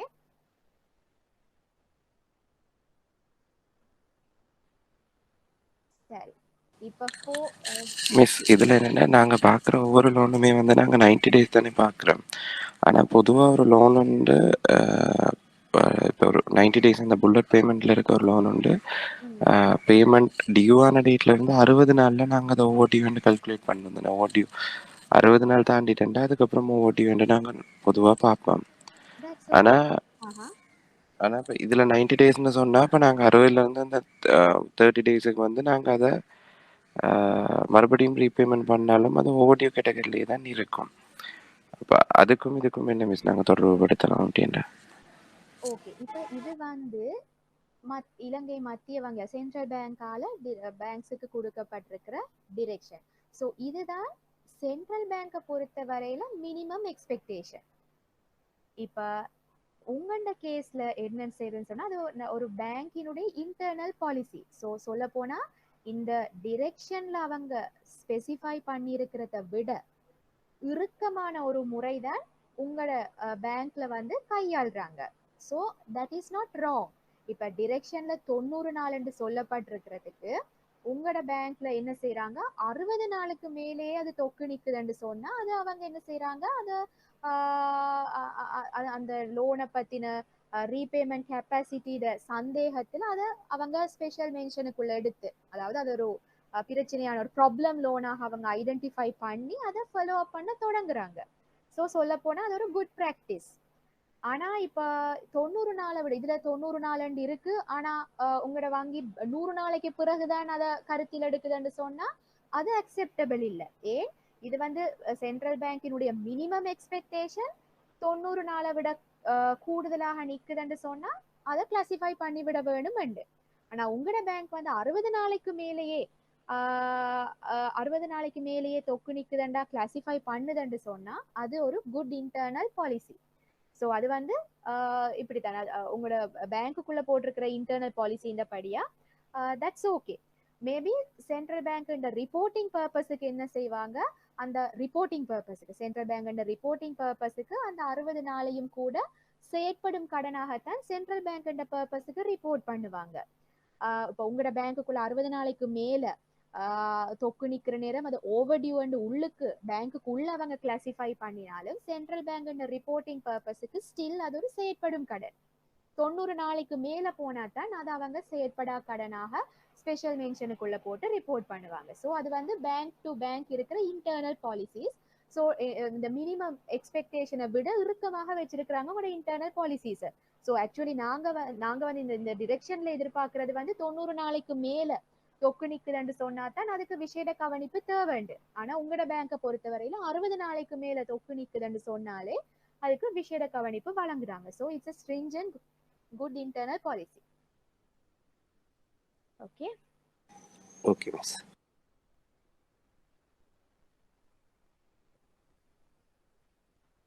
சரி, ஸோ நாங்க இப்ப டிரெக்ஷன் 47க்கு போவோம். 47ல என்ன சொல்றாங்க, ரீகிளாசிஃபிகேஷன் ஆஃப் கிரெடிட் ஃபெசிலிட்டிஸ். ரீகிளாசிஃபிகேஷன் என்று சொல்ற நேரம் என்ன, இப்ப நிறைய பெர்ஃபார்மிங்ல இருந்து அதாவது செயற்படு கடன்களாக இருந்து செயற்படா கடன்களாக நாங்க எப்ப கிளாசிஃபை பண்றோம், எப்படி கிளாசிஃபை பண்ண போறோம்ங்கிறத நாங்க பார்த்துட்டோம். இப்ப செயற்படா கடனாக இருக்கிற ஒரு கடனை எந்த நேரமும் வாடிக்கையாளர் வந்து செலுத்துவாரு. இப்ப நாங்க வந்து 90 நாளைக்கு மேல தொக்கு நிக்குதுன்னா அதை ஸ்பெஷல் மென்ஷனுக்குள்ள போட்டிருக்கிறோம். ஆனா மேபி 94வது நாள் வந்து அவர் வந்து அந்த கிரெடிட் ஃபெசிலிட்டியை செட்டில் பண்ண வருவாரு. அப்ப நாங்க என்ன செய்வோம், நாங்க அவர் வந்து மீள் செலுத்த மாட்டாருன்னு எக்ஸ்பெக்ட் பண்ணி அதை செயற்படா கடனாக கிளாசிஃபை பண்ணி வச்சோம். ஆனா இவர் இப்ப ஒரு ரீபேமெண்ட் செய்திருக்கிறாரு. அப்ப அது வந்து உண்மையில செயற்படும் கடன். அப்ப நாங்க என்ன செய்வோம், திருப்பி அதை செயற்படா கடன்ல இருந்து செயற்படும் கடனுக்கு அதை திருப்பி ரிவர்ஸ் பண்ண எதிர்பார்ப்போம். ஆனா அதுல சில முக்கியமான பாயிண்ட்ஸ் இருக்கு. அதாவது இப்ப நாங்க வந்து 90 நாள் வெயிட் பண்ணி அதை செயற்படா கடனாக கிளாசிஃபை பண்ணதுக்கு பிறகு சொல்லுவன் 93வது நாள் அவரு மீள் செலுத்திட்டாரு என்கிறதுக்காக அடுத்த நாளே நாங்க திருப்பி செயற்படும் கடனாக பக்கெட்டை மாத்த இயலாது. இப்ப இன்னும் ஒன்று சொல்ல போனா சொல்லுவேன், லாஸ் கேட்டகரியில 4வது கேட்டகரியில இருக்குதுன்னு சொல்லுவேன். 4வது கேட்டகரி என்று சொல்ற நேரம் எப்ப, உதாரணத்துக்கு சொல்ல போனா 18 இன்ஸ்டால்மெண்ட் அவுட்ஸ்டாண்டிங்ல இருக்கு. அதுக்கு பிறகு அவர் வந்து ஒரு இன்ஸ்டால்மெண்ட்டை கட்டுறாரு, இல்லாட்டி ஒரு சின்ன இன்ட்ரெஸ்ட் போர்ஷனை கட்டுறாரு என்று சொன்னா நாங்க உடனடியாக அடுத்த நாளே அதை லாஸ்ல இருந்து பெர்ஃபார்மிங் லோனாக செயற்படும் கடனாக பக்கெட் மாத்த இயலாது. சில முக்கியமான பாயிண்ட்ஸ் இருக்கு. அந்த பாயிண்ட்ஸை பத்தி தான் இந்த டிரெக்ஷன் 47ல டிஸ்கஸ் பண்றாங்க. அதுல சில ஒரு குறிப்பிட்ட பீரியட் வந்து ஸ்பெசிஃபை பண்ணி இருக்கிறாங்க 47. இப்ப பாருங்க, reclassification of NPL as in performing loans and advances, reclassification of rescheduled NPL. Okay, so இப்போ நீங்க பார்க்க வேணும் இந்த என்பிஎல் வந்து செயற்படா கடனாக நாங்க கேட்டகரைஸ் பண்ணினது வந்து ஸ்பெஷல் மென்ஷன் கேட்டகரிக்குள்ள இருக்கா இல்லாட்டி சப்ஸ்டாண்டர்ட் டவுட்ஃபுல் என்ற 2வது 3வது பக்கெட்டுக்குள்ள இருக்குதா இல்லாட்டி லாஸ் நட்ட கேட்டகரிக்குள்ள இருக்குதா என்று எந்த கேட்டகரிக்குள்ள அந்த லோன் முதல்ல செயற்படா கடன் எந்த கேட்டகரிக்குள்ள இருக்குதுங்கிறத பார்க்க வேணும். அதுக்கேத்த மாதிரி தான் எங்களுக்கு அப்கிரேட் பண்ண ஏழும். இப்ப சொல்லுவோம் ஸ்பெஷல் மென்ஷன் அண்ட் ஸ்பெஷல் மென்ஷன்டா எங்களுக்கு தெரியும் 90 நாள் நாங்க பார்த்து அதை பெர்ஃபார்மிங் லோனுக்குள்ள வச்சு 90 நாள் மீள் செலுத்த இல்லை என்று சொன்னா நாங்க அதை ஸ்பெஷல் மென்ஷனுக்குள்ள போட்டிருக்கிறோம். அப்ப அந்த மாதிரி ஒரு லோனை ஒரு கஸ்டமர் வந்து மீள் செலுத்துறாருன்னு சொன்னா period of 90 days after the date when first payment of interest or of principal whichever is earlier falls due under the rescheduled terms. இப்ப 90 நாள் அவரு அதாவது ஒரு இன்ஸ்டால்மெண்ட் அவர் கட்டினத்துக்கு பிறகும் கூட நாங்க பார்க்க வேணும் தொடர்ந்து 90 நாள் அதே பக்கெட்டுக்குள்ள வச்சு நாங்க பார்க்க வேணும் தொடர்ந்து சரியான முறையில ரீபேமெண்ட் செய்யறாரா அண்ட் அப்ப சரியான முறையில ரீபேமெண்ட் செய்யறாருன்னு சொன்னா தான் நாங்க திருப்பி அதை பெர்ஃபார்மிங் லோன் கேட்டகரிக்குள்ள அதை மாற்றலாம். சப்ஸ்டாண்டர்ட் அண்ட் டவுட்ஃபுல் கேட்டகரிஸ் என்று சொல்ற நேரம் எங்களுக்கு தெரியும்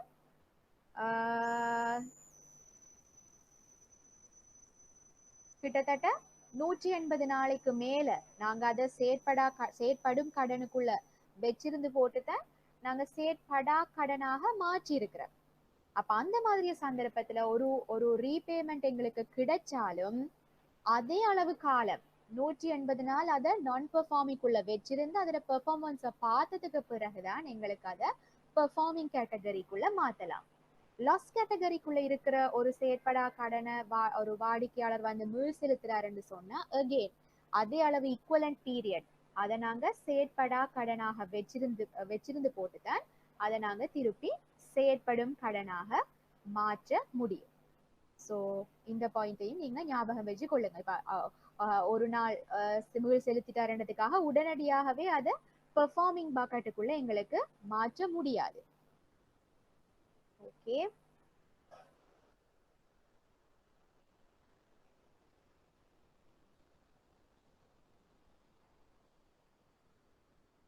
அடுத்து இன்னும் ஒரு முக்கியமான பாயிண்ட் டிரெக்ஷன் 5.2.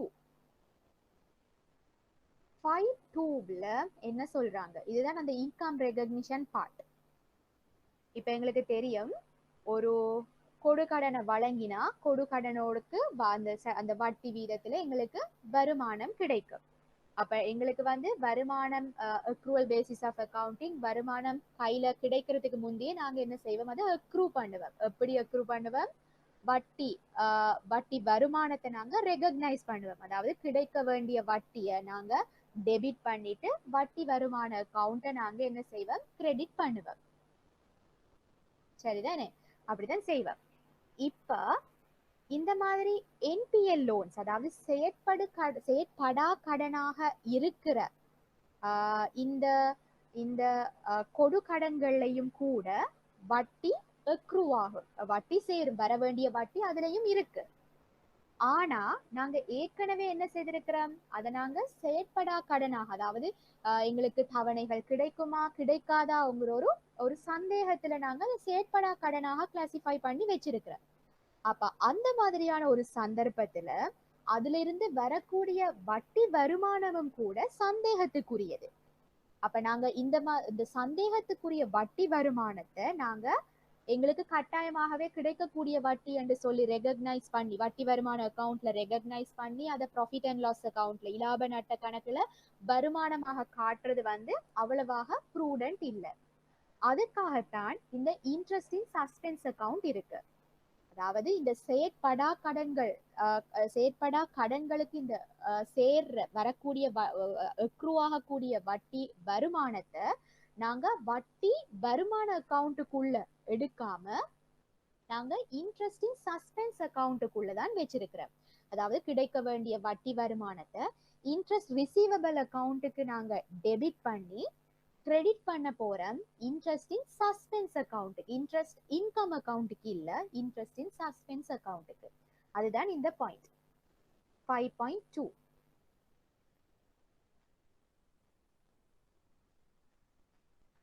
கொடுகடனானது செயற்படா கடனாக வகைப்படுத்தப்பட்ட திகதியிலிருந்து வசூலிக்கப்பட வேண்டிய அனைத்து வட்டி தொகையையும் வங்கியானது நிச்சயமற்றதொன்றாக காட்டி அவ்வகை பெற வேண்டிய வட்டியை வட்டி தொங்கல் கணக்கில் செலவாகவும் பெற வேண்டிய வட்டி கணக்கில் வரவாகவும் பதிவு செய்ய வேண்டும். இன்ட்ரெஸ்டிங் சஸ்பென்ஸை பத்தியும் ஒரு கொஸ்டின் இருந்தது. என்ன இருக்கு? செயற்படா கடன்கள் மீதான வட்டியை இனங்காணல், recognition of interest on NPL, அதை பத்தி ஒரு சிறு குறிப்பு எழுத சொல்லியிருந்தாங்க ஒரு பாஸ் பேப்பர்ல 5 மார்க் கொஸ்டினுக்கு. ஸோ நீங்க இப்ப நான் எக்ஸ்பிளைன் பண்ண இந்த பாயிண்டை தான் எழுத வேணும்.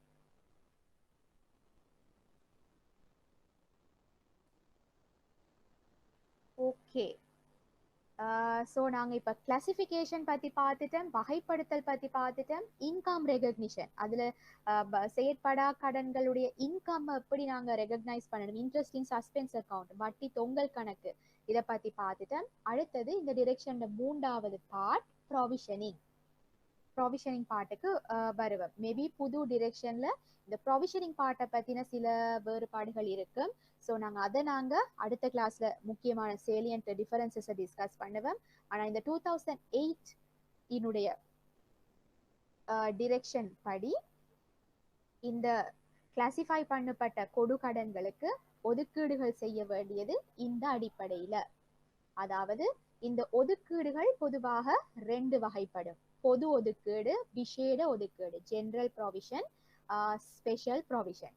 இப்ப எங்களுக்கு நிறைய வகையான கொடுகடன் வகைகளை தெரியும். செயற்படும் கடன் இருக்கு, செயற்படா கடன்களுக்குள்ள special mention, substandard, doubtful, loss என்று எங்களுக்கு 5 வகையான கொடுகடன் வசதிகள் என்ற வகைகளை பத்தி எங்களுக்கு தெரியும்.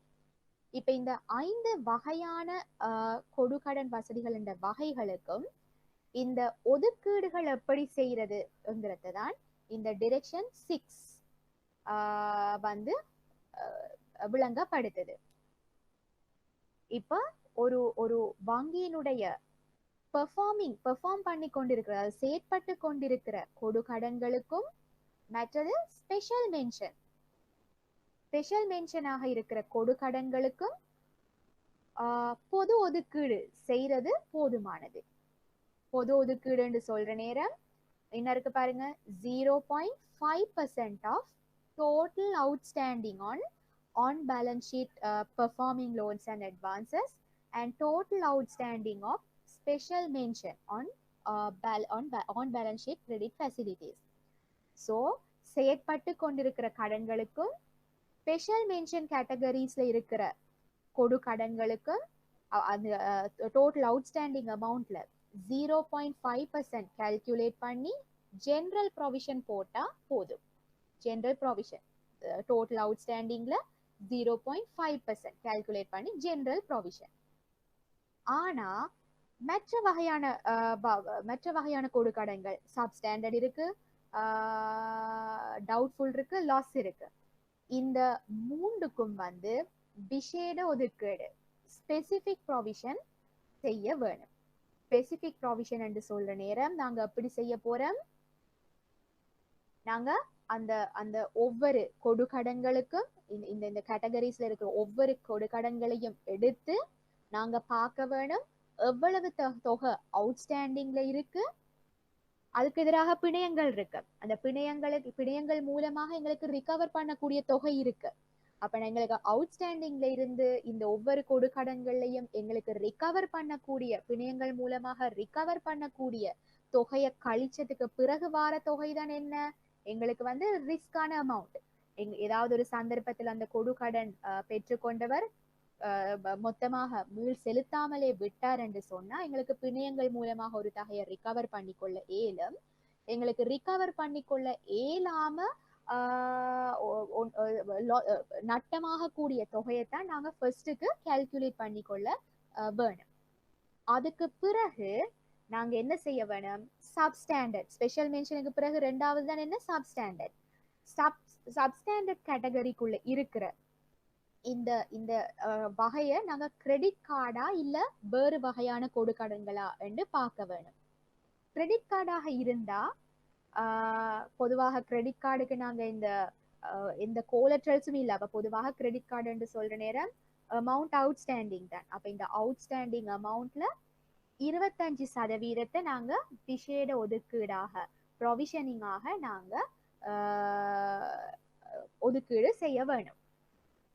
கடன் அட்டைகள் இல்லாம வேறு வகையான மற்ற எல்லா வகையான கடன்களாகவும் இருக்கிற சந்தர்ப்பத்தில், அதாவது சப்ஸ்டாண்டர்டுக்குள்ள இருக்கு, கடன் அட்டைகள் இல்லாம மற்ற எல்லா வகையான கடன்களாக இருந்தாலும் அதுல அமௌண்ட் அவுட்ஸ்டாண்டிங்ல இருந்து நெட் ரியலைசபிள் அதாவது பிணை மூலமாக ரிகவர் பண்ணக்கூடிய தொகையை கழிச்சது பிறகு எங்களுக்கு ரிஸ்காக இருக்கிற அந்த தொகையின் 20% நாங்க விசேட ஒதுக்கீடாக செய்ய வேணும். விசேட ஒதுக்கீடுன்னு சொல்ற நேரம் நாங்க என்ன செய்யறோம், ப்ரொவைட் பண்ணி வைக்கிறோம். அதே சந்தர்ப்பத்துல டவுட்ஃபுல் சொல்ற நேரம் உங்களுக்கு தெரியும், சப்ஸ்டாண்டர்ட் விட இன்னும் கூடுதலான காலம் தொக்கு நிக்குது என்று சொன்னா எங்களுக்கு அதை பத்தின கூடுதலான சந்தேகம் இருக்குது. அதால பாருங்க இந்த பெர்சன்டேஜ் அதை விட கூடுதலாக இருக்கு. சப்ஸ்டாண்டர்ட் 20-25 இருக்கிறது. டவுட்ஃபுல் கேட்டகரி உள்ளாக இருந்தா அமௌண்ட் அவுட்ஸ்டாண்டிங்ல இருந்து நெட் ரியலைசபிள் செக்யூரிட்டி வேல்யூவை கழிச்சதுக்கு பிறகு வார தொகையின் மொத்தம் 50% ஸ்பெசிபிக் ப்ரொவிஷனாக எழுத வேணும். அதே சந்தர்ப்பத்துல 5வது மற்ற கடைசி கேட்டகரி 4வது நான் என்பிஎல் கேட்டகரியாக இருந்தா அது லாஸ் கேட்டகரி. லாஸ் கேட்டகரி என்று சொன்னா எங்களுக்கு தெரியும் அது மிக நீண்ட காலமாக தொக்கு நிக்குது. எங்களுக்கு கிடைக்கிறது மிகவும் சந்தேகம், எங்களுக்கு கிடைக்க மாட்டாதுங்கிற ஒரு அஷூரன்ஸ்ல நாங்க என்ன செய்வோம், எங்களுக்கு ரிஸ்காக இருக்கிற அந்த போர்ஷனை முழுசாகவே நாங்க ப்ரொவைட் பண்ணுவோம். லாஸ் கேட்டகரிக்குள்ள இருக்கிற கொடு கடன்கள் ரிஸ்காக இருக்கிற தொகையை நாங்க என்ன செய்ய வேணும், 100% லாஸாக எழுதிவிட வேணும், ப்ரொவைட் பண்ணிவிட வேணும். அதுதான் இந்த டிரெக்ஷன் 6ல சொல்லப்படுற விஷயங்கள்.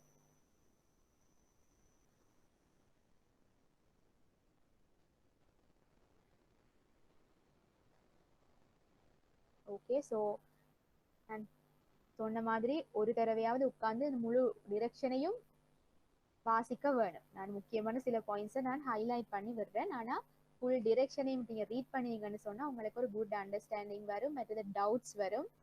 ஸோ ஒரு தடவையாவது ஃபுல்லா வாசிக்க வேணும். ஓகே, ஸோ ப்ரொவிஷனிங் பத்தின சுருக்கம் அதுதான். மிஸ் ஃபுல் அவுட்ஸ்டாண்டிங் கொலெக்டர்ல கவர் ஆகுதுன்னா ப்ரொவிஷன் தேவை இல்ல அவுட்ஸ்டாண்டிங் நீங்க சொல்றீங்க clean amount basis outstanding clean பேசிஸ்க்கு மட்டும் தான் இந்த ப்ரொவிஷன் போகும். அதாவது நீங்க சொல்றீங்க இப்ப தொக்கு நிக்கிற தொகையால முழுசாக எல்லா பிணைய வேல்யூ நெட் ரியலைசபிள் வேல்யூ எல்லாத்தையும் கவர் பண்ண ஏழுமென்று சொன்னா எஸ் ஒதுக்கீடு தேவையில்லை, எங்களுக்கு அவடத்த நட்டமாகறதுக்கான சந்தர்ப்பம் இல்லை தானே. அப்ப எங்களுக்கு நாங்க நட்ட அமௌண்ட் எதிர்பார்த்துதான் ஒதுக்கீடுகள் செய்யறோம். அப்ப நீங்க பாத்தீங்கன்னு சொன்னா அமௌண்ட் அவுட்ஸ்டாண்டிங் சொல்லுவோம் 100 ரூபாய் இருக்கு, எங்களோட பிணையங்களை நாங்க விற்று ரியலைஸ் பண்ணி அதுல 20 ரூபாய நாங்க ரிகவர் பண்ணி கொள்ள ஏழுமென்று சொன்னா அங்க நட்டமாக இருக்கிற தொகை 80 ரூபாய். அப்ப அந்த 80 ரூபாய்க்கு தான் நாங்க அது சப்ஸ்டாண்டர்டா டவுட்ஃபுல்லா லாஸா எந்த கேட்டகரிக்குள்ள இருக்குதுன்னு பார்த்து அந்த 80 ரூபாய்க்கு தான் அந்த பெர்சன்டேஜ அப்ளை பண்ண வேணும். அது விசேட ஒதுக்கீடு. ஆனா நாங்க பொதுவாகவே நாங்க கொடு கடன்களை வழங்குற நேரம் அதுக்கு ஒரு ரிஸ்க் ஃபேக்டர் இருக்கு.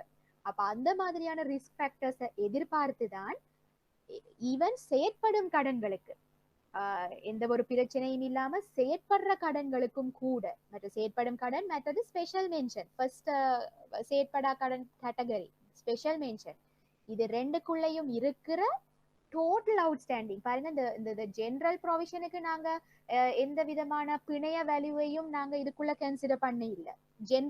ஜெனரல் ப்ரொவிஷன் செய்யறதுக்கு இப்ப இந்த விஷேட ஒதுக்கீடு செய்யறதுக்கு தான் நாங்க அமௌண்ட் அவுட்ஸ்டாண்டிங் எடுத்து அதுல இருந்து பிணையமாக கிடைக்கக்கூடிய தொகையை கழிச்சு போட்டு வார ரிஸ்கான அமௌண்ட்டுக்கு நாங்க இவ்வளவு பெரிய ப்ரொவிஷன் ஒன்று செய்யறோம் ஸ்பெஷல் ப்ரொவிஷனுக்கு. ஆனா நாங்க பொதுவாகவே வழங்கி இருக்கிற நல்லா செயற்பட்டு கொண்டிருக்கிற செயற்படும் கடன்களுக்கும் ஸ்பெஷல் மென்ஷன் கேட்டகரியில இருக்கிற கொடு கடன்களுக்கும் அதனுடைய பிணைய வேல்யூ எல்லாத்தையும் ஒன்றுமே கன்சிடர் பண்ணாமலே நாங்க என்ன செய்யறோம், டோட்டல் அவுட்ஸ்டாண்டிங்ல இருக்கிறதுக்கு 0.5% வந்து பொது ஜெனரல் ப்ரொவிஷன் ஒன்று செய்யறோம். இதுல நாங்க இந்த செக்யூரிட்டிஸ பத்தின பெரிய ஒரு கன்சிடரேஷன் கொடுக்க இல்ல. ஆனா நான் வந்து இதுல ஹைலைட் பண்ணிருக்கிற இந்த விஷயத்தை பாருங்க. exempted from maintaining a general provision in respect of credit facilities secured by cash deposits, gold or government securities within the same bank. அதே சந்தர்ப்பத்தில் ஏதாவது ஒரு கொடுக்கடன் வந்து இது முன்னாடி உங்களுக்கு ஹைலைட் பண்ண மிஸ் ஆகிட்டது. ஏதாவது ஒரு கொடுக்கடன் வசதி உண்டு இந்த மாதிரி முக்கியமாக ஒரு காசு வைப்பு கேஷ் டிபாசிட்டை பேக் பண்ணி இருக்கண்டா, இல்லாட்டி கோல்ட பேக் பண்ணி இருக்கண்டா, இல்லாட்டி கவர்மெண்ட் செக்யூரிட்டிஸை பேக் பண்ணி இருக்கன்னு சொன்னா இந்த பொது ஒதுக்கீடு ஜெனரல் ப்ரொவிஷனும் கூட ஆக்சுவலி தேவையில்லை. எங்களுக்கு அஷூரன்ஸ் நாங்க ஒதுக்கீடு செய்யறதுன்ற நோக்கம் என்ன, எங்களுக்கு வரக்கூடிய நட்டம் மூலமாக நாங்க ஒருமிக்கவே நட்டம் படாம அதுக்காக நாங்க ப்ரிப்பேர் பண்ணி வைக்கிறோம். இப்ப நீங்க வந்து உங்களோட பேசிக் அக்கவுண்ட்ஸ்லயும் நீங்க படிச்சிருப்பீங்க, ப்ரொவிஷனிங் செய்யற நேரம் நாங்க என்ன செய்யறோம், அந்த ப்ரொவிஷன் ஒவ்வொரு அந்த இன்க்ரீஸிங் ப்ரொவிஷனை நாங்க என்ன செய்யறோம், ஒவ்வொரு வருஷமும் ப்ராஃபிட்ல இருந்து கழிக்கிறோம். அப்ப நாங்க வந்து ஒருமிக்கவே ஒரு நட்டம் ஃபேஸ் பண்ற டைம்ல நாங்க இலாப நட்ட கணக்குல ஒருமிக்காத பதிவளிக்க தேவையில்லை. யோசிச்சு பாருங்க, அப்படி ஏதாவது ஒரு பெரிய தொகையை நாங்க ஒருமிக்கவே ஒரு வருஷத்துக்குள்ள நட்டம் அளிக்கணும்னு சொன்னா அது ப்ராஃபிட்டபிலிட்டியில ஒரு பாதிப்பை ஏற்படுத்து. அப்ப இந்த பாதிப்பை அவாய்ட் பண்றதுக்காகத்தான் நாங்க என்ன செய்யறோம், வரக்கூடிய நட்டத்தை ஃபோக்கஸ் பண்ணி அதுக்கான ப்ரொவிஷனிங்க நாங்க ஸ்டேஜ் பை ஸ்டேஜா செய்யறோம். ஓகே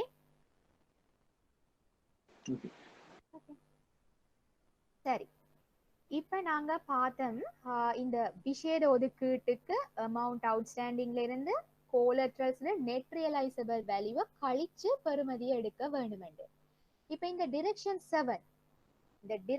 7 என்ன பேசுதுன்னு சொன்னா, இந்த பிணையங்களின் வேல்யூவை நாங்க எப்படி வேல்யூ பண்ணி எடுக்க போறோம்ங்கிறத பத்தி தான் இந்த டிரெக்ஷன் 7 பேசுது.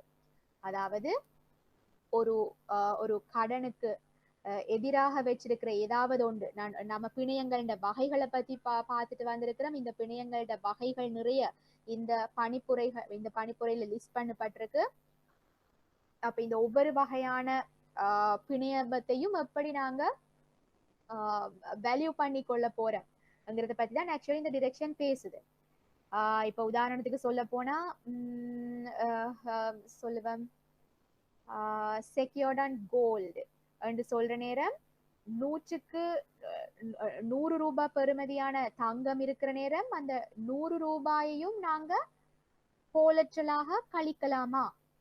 இப்ப ஒரு இம்மூவபிள் ப்ராப்பர்ட்டி இருக்குன்னு சொன்னா, அசையா சொத்தொண்டு இருக்குண்டா, அசையா சொத்துண்ட முழு பெறுமதியுமே நாங்க நெட் ரியலைசபிள் வேல்யூவாக எடுக்கலாமா?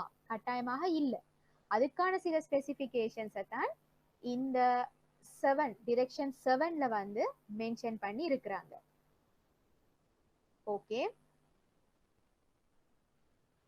சோ முதலாவது அவங்க பேசுறாங்க, ஒரு கடனுக்கு எதிராக ஒரு அசையா சொத்தை பிரைமரி மோர்கேஜாக வச்சிருக்கிறாங்க. நாங்க பிரைமரி மோர்கேஜ், செகண்டரி மோர்கேஜ் இதுகளை பத்தியும் பார்த்துட்டு வந்திருக்கிறோம். சோ ஒரு அசையா சொத்தை பிரைமரி மோர்கேஜாக வச்சிருக்கிறாங்கன்னு சொன்னா அந்த ப்ராப்பர்ட்டியின் என்ன வேல்யூவை நாங்க இந்த net realisable value of security யாக எடுக்க வேணும்ங்கிறது தான் இங்க டிஸ்கஸ் பண்ண போறாங்க. அது மாதிரி ஒவ்வொரு டைப்பான கோலட்ரல்ஸுக்கும் இவங்க டிஸ்கஸ் பண்றாங்க. Okay, so primary mortgage over immovable property என்று சொன்னா, the value of security is based on progressive discounts on the for sale value. For sale value உங்களுக்கு என்னன்னு தெரியும். அப்ப இந்த for sale வேல்யூ அசையா சொத்துன்ற for sale வேல்யூல ஒரு குறிப்பிட்ட பெர்சன்டேஜ் தான் நாங்க இந்த நெட் ரியலைசபிள் செக்யூரிட்டி வேல்யூவாக நாங்க எடுக்க முடியும். அப்ப முதலாவது அந்த அசையா சொத்து வந்து ஃப்ரீ ஹோல்ட் ப்ராப்பர்ட்டியா லீஸ் ஹோல்ட் ப்ராப்பர்ட்டியா என்று பார்க்க வேணும். அப்ப ஃப்ரீ ஹோல்ட் ப்ராப்பர்ட்டியாக இருந்தா முதல் தடவையாக நாங்க ப்ரொவிஷனிங் செய்ய போறோம் என்று சொன்னா அந்த ஃப்ரீ ஹோல்ட் ப்ராப்பர்ட்டியின் ஃபோர் சேல் வேல்யூண்ட 75% தான் நாங்க இங்க இந்த ப்ரொவிஷனிங் செய்யறதுக்கு நெட் ரியலைசபிள் செக்யூரிட்டி வேல்யூவாக நாங்க எடுக்கலாம். அது அப்படித்தான் இந்த இந்த இந்த டேபிளை நீங்க இன்டர்பிரேட் பண்ண வேணும். ஓகே, அதே சந்தர்ப்பத்தில் அது ஒரு லீஸ் ஹோல்ட் ப்ராப்பர்ட்டியாக இருந்தா முதல் தடவையா நீங்க ப்ரொவைட் பண்றதுக்கு இந்த ப்ராப்பர்ட்டியின் வேல்யூவை கன்சிடர் பண்றீங்கன்னு சொன்னா இந்த லீஸ் ஹோல்ட் ப்ராப்பர்ட்டியின் ஃபோர் சேல் வேல்யூண்ட 60% தான் நீங்க இந்த நெட் ஆஃப் ரியலைசபிள் செக்யூரிட்டி வேல்யூவாக நீங்க எடுக்கலாம். அதே சந்தர்ப்பத்தில் சொல்லுங்க அந்த அந்த அசையா சொத்துக்கு எதிராக எடுக்கப்பட்ட கடன் வந்து லாஸ் கேட்டகரிக்குள்ள 12 மாசத்தை விட குறைவாக இருக்கண்டா 75-60. ஆனா அந்த லாஸ் கேட்டகரிக்குள்ள 12 மாசத்தை விட கூட ஆனா 24 மாசத்தை விட குறைய என்று சொன்னா 60-50, அதாவது 100 ரூபாய் பெறுமதியின் 60% இல்லாட்டி 50% தான் நீங்க செக்யூரிட்டி வேல்யூவாக எடுக்க வேணும். இப்ப சொல்லுவோம் ஒரு ஒரு என்ன லாஸ் கேட்டகரியில கிட்டத்தட்ட 48 மாசத்துக்கு மேல அந்த கொடுக்கடன் தொக்கு நிக்குது என்று சொன்னா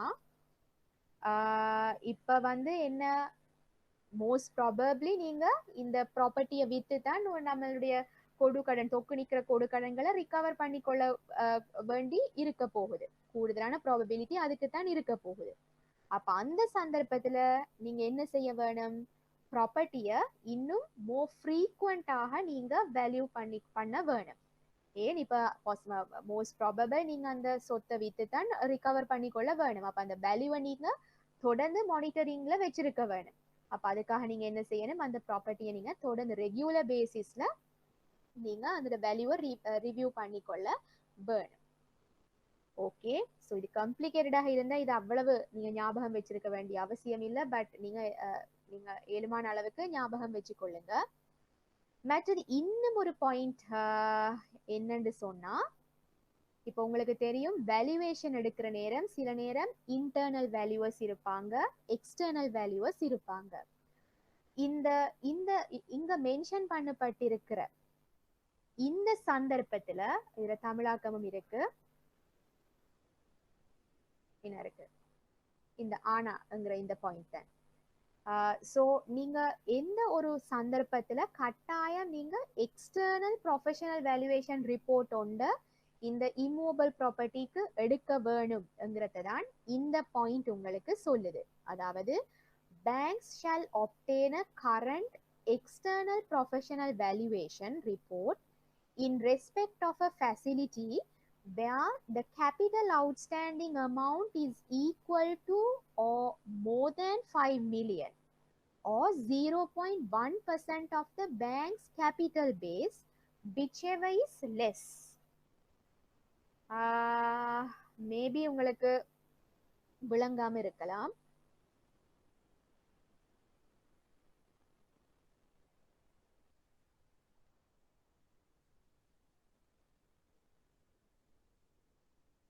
இப்ப இவங்க வந்து இதுல ரெண்டு பாயிண்ட்ஸ் இவங்க டிஸ்கஸ் பண்றாங்க. ஒன்று என்ன சொல்றாங்க, கேபிட்டல் அமௌண்ட் அவுட்ஸ்டாண்டிங் இந்த 5 மில்லியன்ங்கிற த்ரெஷோல்ட நீங்க ஞாபகம் வச்சுக்கொள்ளுங்க. 5 மில்லியன். ஓகே, 5 மில்லியன்ங்கிற த்ரெஷோல்ட நீங்க ஞாபகம் வச்சுக்கொள்ளுங்க. ரெண்டாவது நீங்க பார்க்க வேணும் கேபிட்டல் அவுட்ஸ்டாண்டிங் அமௌண்ட். இப்போ ஒரு கடனுடைய கேபிட்டல் அவுட்ஸ்டாண்டிங் எவ்வளவு இருக்குங்கிறத நீங்க முதல்ல கருத்தில் கொள்ளணும். ரெண்டாவது கருத்தில் கொள்ள வேணும் என்ன, 0.1% of the bank's capital base. ஒரு வங்கியினுடைய மூலதனத்தின் 0.1%. இப்ப சொல்லுவேன்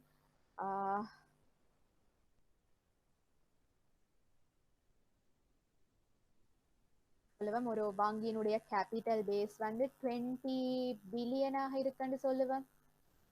ஓகே, 20 பில்லியனாக இருக்குன்னு. அப்ப நீங்க பார்க்க வேணும் அந்த 20 பில்லியனுடைய 1% என்னங்கிறத பார்க்க வேணும். இது 20 பில்லியனா 20 மில்லியனே. ஓகே,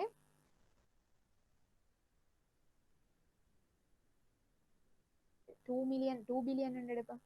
ஃபைன், 2 பில்லியன் எடுப்போம். 2 பில்லியன் 0.1% எவ்வளவு நீங்க பார்க்க வேணும்.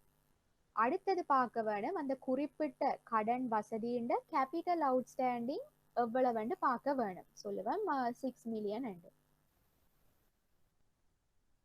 இப்ப நீங்க பார்க்க வேணும் இந்த ரெண்டு தொகையின் whichever is less ன்னு பார்க்க வேணும். whichever is less இந்த கேபிட்டல் பேஸ் 0.1% தான் லெஸ். பிறகு நீங்க பார்க்க வேணும் இந்த தொகை வந்து இந்த 5 மில்லியன் தொகையை விட குறைவா கூடவா என்று பார்க்க வேணும். ஓகே, சோ குறைவாக இருக்கு என்று சொன்னா நீங்க வந்து எக்ஸ்டர்னல் வேல்யூவேஷனுக்கு போக வேண்டிய அவசியம் இல்லை. ஆனா இந்த ரெண்டுலயும் குறைவான தொகை வந்து 5 மில்லியனை விட கூடுதலாக இருக்குன்னு சொன்னா நீங்க எக்ஸ்டர்னல் வேல்யூவேஷன் போக வேணும். இத தமிழ்ல மொழிபெயர்த்திருக்கிறாங்க.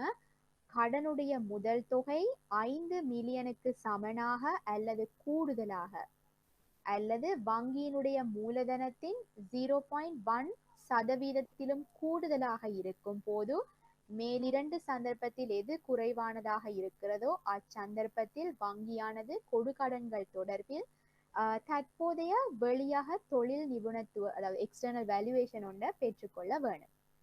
எக்ஸ்டர்னல் வேல்யூவர் ஒரு ஆளுக்கான தகுதிகள் என்னென்னங்கிறத இங்க லிஸ்ட் பண்ணிருக்கிறாங்க. இதெல்லாம் நீங்க ஞாபகம் வச்சுக்கொள்ள வேண்டிய அவசியம் இல்லை.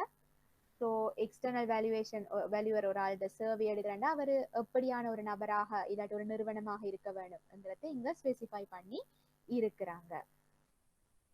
எக்ஸ்டர்னல் வேல்யூவேஷன் தேவை இல்லாத சந்தர்ப்பத்துல நாங்க இந்த இம்மூவபிள் ப்ராப்பர்ட்டிஸை வேல்யூ பண்றதுக்கு இன்டர்னல் வேல்யூவேஷன் ரிப்போர்ட் ஒன்றே போதும்.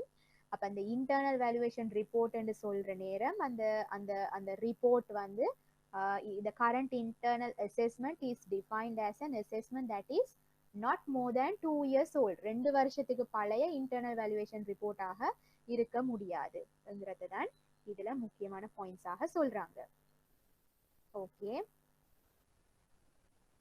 இது வந்து ஒரு அசையா சொத்தை பிரைமரி மோர்கேஜாக வச்சிருக்கிற சந்தர்ப்பத்துல பிரைமரி மோர்கேஜாக இல்லாம வேற சந்தர்ப்பங்கள்லயும் கூட சேம் ரூல் அப்ளை ஆகும்ங்கிறது தான் இந்த பாயிண்ட்ல சொல்லியிருக்கிறாங்க. mortgages other than primary mortgages over immovable property will qualify for the above purpose subject to complying with the conditions in direction 711. அதாவது இதுக்கு முந்தின நம்ம இப்ப டிஸ்கஸ் பண்ணது.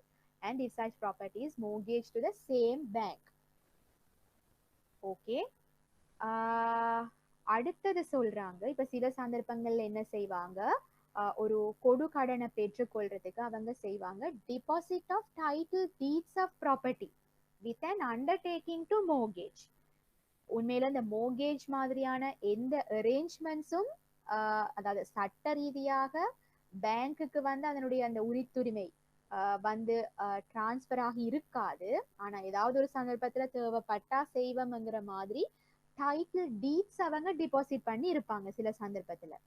அந்த சந்தர்ப்பத்துல அந்த மாதிரியான ஒரு இன்ஸ்டன்ட்ல பாருங்க இந்த மோர்கேஜ் மூலமாக வங்கிக்கு உண்மையில சட்ட ரீதியான ஒரு உரிமை வரும் வரையில இந்த மாதிரியான டைட்டில் டீட்ஸை டிபாசிட் பண்ணி எடுக்கப்படுற கொடுக்கடன்களுக்கு இந்த பிணையமாக இந்த மாதிரியான சொத்துக்கள் என்ற பெறுமதியை கன்சிடர் பண்ண முடியாதுங்கிறது தான் இங்க சொல்றாங்க.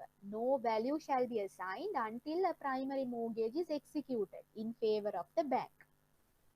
ஓகே, சோ அது இன்னொரு வகை. அடுத்தது பாருங்க, assignment over life insurance policy. நீங்க தமிழாக்கத்தையும் வாசிச்சு கொள்ளலாம், உங்களுக்கு தேவைன்னு சொன்னா, உங்களுக்கு ஏதாவது கிளாரிஃபை பண்ணணும்னு சொன்னா நான் சொல்லுவேன். தமிழாக்கத்தை விட இங்கிலீஷ் ஆக்கம் தான் உங்களுக்கு லேசாக இருக்கும் வாசிக்கிறதுக்கு, விளங்கெடுக்கிறதுக்கு. ஆயுட்காப்புறுதியை ஆயுட்காப்புறுதி பூட்டை மீதான ஒப்படை. அப்பா காம்ப்ளிகேட்டட். ஸோ அது வந்து assignment over life insurance policies. அந்த மாதிரியான ஒரு ஆயுள் காப்புறுதி பாலிசியை வச்சு அதுக்கு எதிராக கடன்கள் எடுக்கப்பட்டிருந்தா 90% of the surrender value shall be considered. 100% இல்ல, 90%. Okay, shall be considered as the value of security. அடுத்தது பாருங்க, secured on gold. கோல்டுக்கு எதிராக வழங்கப்பட்டிருக்குன்னு சொன்னா மார்க்கெட் பிரைஸை கன்சிடர் பண்ண வேணும், subject to and adequate insurance cover. Market price, அப்போ கோல்டுல மார்க்கெட் பிரைஸ் என்ன, அதுக்கேற்ற மாதிரி எவ்வளவு இந்த இந்த பிணையத்தை எவ்வளவு வேல்யூ பண்ணி கொள்ளலாம்ங்கிறத கன்சிடர் பண்ண வேணும். மற்றது ஷேர்ஸ், எங்களுக்கு தெரியும் பங்குகளை வச்சு, ஒரு நிறுவன பங்குகளை வச்சு அதுக்கு எதிராக நாங்க கடன்கள் எடுப்போம். அப்ப இந்த பங்குகளும் கூட ரெண்டு வகைப்படும், கோட்டட் அண்ட் கோட்டட். கோட்டட்னு சொல்ல நேரம் பங்கு சந்தையில நாங்க அதை பட்டியலிட்டு இருக்கிறோம். அப்ப அந்த மாதிரியான பங்குகளுக்கு பங்கு விலை பங்கு சந்தை பெறுமதி இருக்கு. அப்ப சந்தை பெறுமதி இருக்கிற அந்த மாதிரி பட்டியலிடப்பட்ட பங்குகளாக இருக்கிற நேரம் அதனுடைய 90% வரைக்கும் நாங்க அதை கோலட்ரல் வேல்யூவாக அமௌண்ட் அவுட்ஸ்டாண்டிங்ல இருந்து செட் ஆஃப் பண்ண முடியும். இந்த மாதிரி சிம்பிள் விஷயங்களை நீங்க ஞாபகம் வச்சுக்கொள்ளுங்க. அதே சந்தர்ப்பத்துல அது அன்கோட்டடாக இருந்தா, அதாவது ஆக்டிவாக பங்கு சந்தையில லிஸ்ட் பண்ணப்பட இல்லைன்னு சொன்னா அதுக்கு ஒரு மார்க்கெட் வேல்யூ, சந்தை பெறுமதி இல்லை. அப்ப எங்களுக்கு தெரியும், இப்ப பங்கு சந்தையில லிஸ்ட் பண்ணப்பட்டதை எங்களுக்கு வெரி சூன் வந்து அந்த லிக்விடேட் ரியலைஸ் பண்ணி கொள்ளலாம். ஆனா அதே சந்தர்ப்பத்துல பட்டியலிடப்படாத சந்தை பெறுமதி இல்லாத இது பங்குகளாக இருந்தா அதை நாங்க மார்க்கெட்ல அதை ரியலைஸ் பண்றது வந்து டிஃபிகல்ட். அப்ப அதாலதான் பாருங்க, கோட்டடுக்கு 95%, அதே சந்தர்ப்பத்துல அன்கோட்டட் சொல்ற நேரம் 75%. அடுத்தது mortgage over plant machinery and equipment. அப்ப இந்த மாதிரி நிறுவனங்கள்ல இருக்கிற பிளான்ட் மெஷினரி அண்ட் எக்யூப்மெண்ட்டுக்கு அகெயின் நாங்க மேல டிஸ்கஸ் பண்ண மாதிரி எக்ஸ்டர்னல் வேல்யூவேஷனா இன்டர்னல் வேல்யூவேஷனா எடுக்கணுங்கிற மாதிரி ஒரு வேல்யூவேஷன் கட்டாயம் எடுக்க வேணும். அப்படி இல்லாத சந்தர்ப்பங்கள்ல the net book value தேறிய புத்தக பெறுமதி கால்குலேட் பண்ணி கொள்ள வேணும். என்ன சொல்றாங்க, value based on external valuation report or in the absence of such valuation the net book value calculated by using 20% depreciation rate on the straight line basis taking into account the date of acquisition and acquisition price shall be applicable. அப்ப ஒன்று அவங்க valuation செய்தெடுத்து அதனுடைய பெறுமதியை அவங்க net realisable வேல்யூவாக கருதி கொள்ளலாம். Valuation எடுக்காத சந்தர்ப்பத்துல என்ன செய்யணும், 20% பெருமான தேய்வு ஸ்ட்ரேட் லைன் பேசிஸ், நேர்கோட்டு பெறுமதி சொல்லுவோம். ஏன்னா நேர்கோட்டு பெறுமதி இந்த 20% பெருமான தேய்வு கொடுத்து வார தேறிய புத்தக பெறுமதி எடுத்து அதைத்தான் அவங்க பிணைய பெறுமதியாக கால்குலேட் பண்ண வேணும். அடுத்தது மோட்டார் வாகனங்களுக்கு எதிராக மோர்கேஜ் பண்ணி கொடுக்கடன்கள் வழங்கப்பட்டிருக்கா, again based on external valuation report or in the absence of such valuation the net book value calculated by using a 25% depreciation rate. 25% ஒன்று எக்ஸ்டர்னல் வேல்யூவேஷன் ரிப்போர்ட் எடுக்க வேணும், இல்லாட்டி 25% நேர்கோட்டு பெறுமதியில பெருமான தேய்வு கொடுத்து வார தேறிய புத்தக பெறுமதி கொடுத்து அது ரெண்டுலையும் எது இருக்குதோ அந்த பெறுமதியை செக்யூரிட்டி வேல்யூவாக எடுக்க முடியும். மற்றது சில சந்தர்ப்பங்கள்ல நிறுவனங்கள்ல இருக்கிற ஸ்டாக்ஸ், மேனுஃபேக்சர் பண்ணி வச்சிருக்கிற ஸ்டாக்ஸ் அவங்க என்ன செய்வாங்க, பிணையமாக வச்சு கொடுக்கடன்களை பெற்றுக்கொள்ளுவாங்க. அந்த சந்தர்ப்பத்துல பொதுவாக 50% அந்த ஸ்டாக்ஸ் மார்க்கெட் வேல்யூண்ட 50% தான் இந்த பிணைய பெறுமதியாக இந்த ப்ரொவிஷனிங் பர்பஸ் எடுப்பாங்க. இது ஹைபோதெகேஷன் சொல்றது அதுவும் நாங்க பார்த்திருக்கிறோம். இப்ப ஸ்டாக்ஸை வச்சு பிணையமாக வைக்கிற சந்தர்ப்பத்துல நிறைய வகையான அரேஞ்ச்மெண்ட்ஸ் இருக்கு. அப்ப இது வந்து ஹைபோதெகேஷன் அரேஞ்ச்மெண்ட் மூலமாக பிணையமாக ஸ்டாக்ஸ் வைக்கப்பட்டிருக்குன்னு சொன்னா அதனுடைய 30% தான் அதனுடைய பெறுமதியாக எடுக்கலாம். அடுத்தது கோட்டட் டிபென்ச்சர்ஸ் என்று சொல்ற நேரம் இப்ப கோட்டட் ஷேர்ஸ் மாதிரி கோட்டட் டிபென்ச்சர்ஸ் இருக்கு. கடன் சாதனங்களையும் நாங்க வந்து பிணையமாக வச்சுக்கொள்ளலாம். டிபென்ச்சர்ஸ் என்று சொல்ற நேரம் அதுக்கு சரியான டேர்ம் என்ன? தொகுதி கடன்கள். தொகுதி கடன்கள் என்று சொல்ற நேரம் அதுவும் வந்து கோட்டடாக இருந்தால் 90% சந்தை பெறுமதியின் 90% எடுக்கலாம். அன்கோட்டட் டிபென்ச்சர்ஸ் ஆக்சுவலி இங்க கன்சிடர் பண்ணவே இல்லை. ஸோ கோட்டட் டிபென்ச்சர்ஸ் ஆக இருந்தா மட்டும் அதனுடைய 90% நாங்க பிணைய பெறுமதியாக எடுக்கலாம்.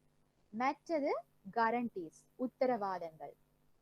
உத்தரவாதங்கள் என்று சொல்ற நேரம் எங்களுக்கு தெரியும் சில பல சந்தர்ப்பங்கள்ல பல கடன் வசதிகளுக்கு என்ன செய்வாங்க, ஒரு உள்நாட்டோ வெளிநாட்டு வங்கி, ஓகே, லைசன்ஸ் பண்ணப்பட்ட வங்கி ஒன்று ஒரு உத்தரவாதத்தை வழங்கலாம். இல்லாம வேற வேற வகையான உத்தரவாதங்களும் இருக்கு. Other types of security, other types of security government இதுக்கு கீழே கரண்டீஸுக்குள்ள 2 வகை தான் போட்டிருக்கிறாங்க. ஒன்று வங்கிகள் வழங்குற கடன்களுக்கு வழங்குற உத்தரவாதம், மற்றது கவர்மெண்ட் கேரண்டி. ஸோ ஏதாவது ஒரு மேபி பெரிய நிறுவனங்களுக்கு சில நேரம் கவர்மெண்ட் ப்ராஜெக்ட்ஸுக்கு கவர்மெண்ட் கேரண்டியே வழங்கப்படும். அப்ப அந்த சந்தர்ப்பத்துல ஃபுல் வேல்யூவையுமே அவங்க எடுக்கலாம். அதாவது ஏதாவது ஒரு சந்தர்ப்பத்துல அந்த பெரிய நிறுவனம் வந்து கடனை செலுத்த இல்லைன்னு சொன்னா கட்டாயம் அதை கவர்மெண்ட் கேரண்டி பண்ணிருக்கிறதால எங்களுக்கு ஃபுல் வேல்யூவையும் ரிகவர் பண்ணிக்கொள்ள கூடுதலாக இருக்கும் என்று நாங்க ஒரு அஷூரன்ஸ் இருக்கு. அப்ப அந்த சந்தர்ப்பத்துல டோட்டல் அமௌண்ட் அவுட்ஸ்டாண்டிங் இல்ல இருந்து இந்த கவர்மெண்ட் கேரண்டி ஃபுல் வேல்யூ எங்களுக்கு ரிகவர் பண்ணலாம்னு சொன்னா அவருக்கு உண்மையிலேயே ப்ரொவிஷனிங் தேவைப்பாடு வராது.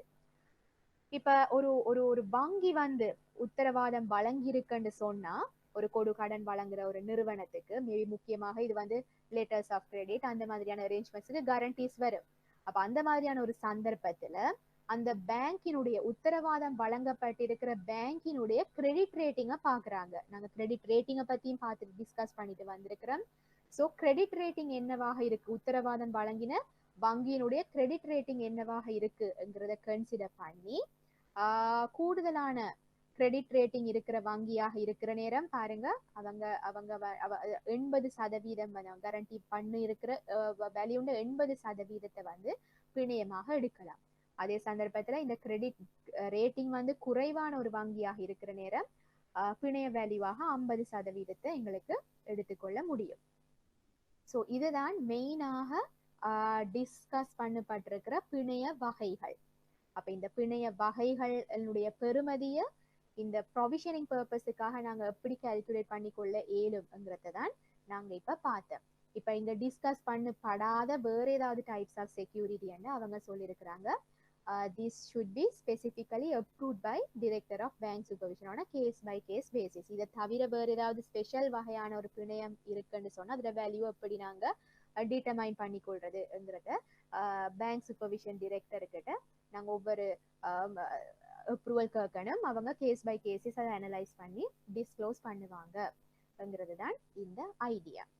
ஸோ இதுல உங்களுக்கு ஞாபகம் இருக்கிற பாயிண்ட்ஸை ஞாபகம் வச்சுக்கொள்ளுங்க. ஏனண்டா இப்ப இது வந்து உங்களுக்கு இப்போ உங்களுக்கு உதாரணத்துக்கு நான் வந்து ஷேர் பண்ணின ஹோம்ஒர்க் கொஸ்டினை கேட்டு இருந்தேன்னா ஒரு கேஸ்ல ஒரு பாஸ் பேப்பர்ல அவங்க பாருங்க கேட்டிருக்கிறாங்க. அதாவது ஒரு கொடு கடன் வகை வந்து எந்த கேட்டகரிக்குள்ள கிளாசிஃபை பண்ணப்பட்டிருக்குன்னு மென்ஷன் பண்ணி அதனுடைய தொகை எவ்வளவு அவுட்ஸ்டாண்டிங்ல இருக்கு, மற்றது அதுக்கு எதிராக என்ன வகையான பிணை போட்டிருக்கிறாங்க, அந்த பிணையின் பெறுமதி எவ்வளவு, ஸோ அதுக்கேற்ற மாதிரி இந்த ஒவ்வொரு கொடு கடன் வகைக்கும் எவ்வளவு நாங்க ப்ரொவைட் பண்ண வேணும் ஸ்பெசிபிக் ப்ரொவிஷன்ங்கிற மாதிரி ஒரு கேள்வி 5 மார்க் கொஸ்டின் கேள்வி கேட்டிருந்தாங்க. ஸோ இது வந்து ஒரு இன்ஸ்டன்ட்ல. ஸோ உங்களுக்கும் இந்த மாதிரி ஒரு கொஸ்டின் டெஸ்ட் பண்ணப்படலாமா இல்லையாங்கிறது சொல்ல முடியாது. அதால நீங்க வந்து உங்களுக்கு இதை கோ த்ரூ பண்ணி உங்களுக்கு ஞாபகம் இருக்கிற விஷயங்களை ஞாபகம் வச்சுக்கொள்ளுங்க. Okay, doubts?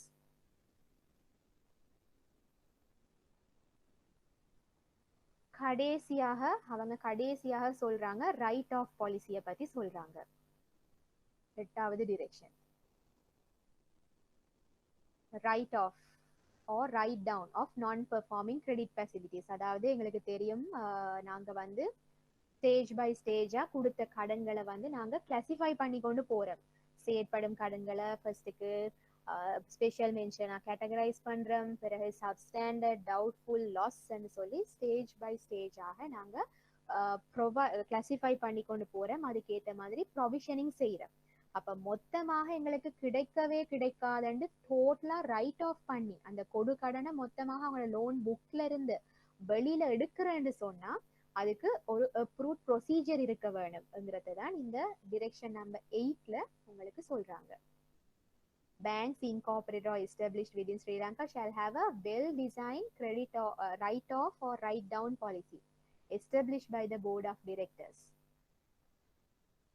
அதுல வந்து அப்ரோச், அத்தாரிட்டி, அக்கௌண்டபிலிட்டி எல்லாம் மென்ஷன் பண்ணப்பட்டிருக்கணும். மற்றது ரைட் ஆஃப் பண்ணப்படுற இதுகளை இண்டிபெண்டன்ட் ரிவ்யூ செய்ய வேணும். கண்டினியூஸ் மானிட்டரிங், ரிப்போர்ட்டிங், அந்த மாதிரி நிறைய விஷயங்கள் சொல்றாங்க. நீங்க ஞாபகம் வச்சுக்கொள்ள வேணும். ஒரு கொடு கடன் வந்து மொத்தமாக ரைட் ஆஃப் பண்ணி அதை லோன் புக்ல இருந்து வெளியில எடுக்கணும் என்று சொன்னா அதுக்கு சரியான ஒரு பாலிசி அந்த பேங்க்ல இருக்க வேணும்ங்கிறத தான் கடைசி டிரெக்ஷன் சொல்லுது.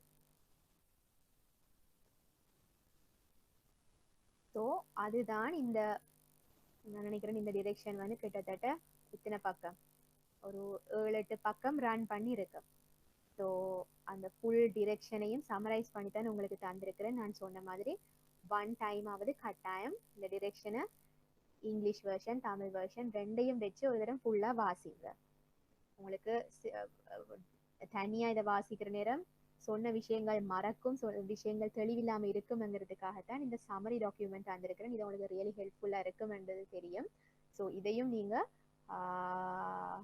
வச்சுக்கொண்டு மேபி நீங்க வாசிக்கிற நேரம் வார முக்கியமான இன்னும் அடிஷனல் பாயிண்ட்ஸ் இதுக்கு நோட்ஸாக எழுதலாம். முக்கியமாக நான் இந்த இந்த இந்த கடைசியாக நான் டிஸ்கஸ் பண்ணின கோலட்ரல் பத்தினதுகளை நான் லிஸ்ட்டை போட்டுட்டு விட்டுட்டேன். மேபி நீங்க இதை இன்னும் எக்ஸ்டெண்ட் பண்ணி ஷார்ட் நோட்ஸ் எழுதி கொள்ளலாம் உங்களோட கடைசி நேரத்து ரிஃபரன்ஸ்க்கு. ஸோ இந்த டிரெக்ஷனை பத்தி எனக்கு ஹைலைட் பண்ண வேண்டிய முக்கியமான விஷயங்கள் இதுகள் தான். நான் உங்களுக்கு ஆரம்பத்துல சொன்ன மாதிரி வெரி ரீசன்ட்லி லாஸ்ட் மந்த் வந்து இந்த 2008 இஷ்யூ பண்ணப்பட்ட இந்த டிரெக்ஷன் வந்து ரிப்ளேஸ் பண்ணப்பட்டிருக்கு புது டிரெக்ஷன் உண்டால. பட் எனக்கு ஷுவர் இல்லை உங்களுக்கு எந்த டிரெக்ஷன் டெஸ்ட் பண்ணப்படும். அதால இப்போ ஏற்கனவே 2 பேட்ச் வந்து வெயிட்டிங் ஃபார் எக்ஸாம்.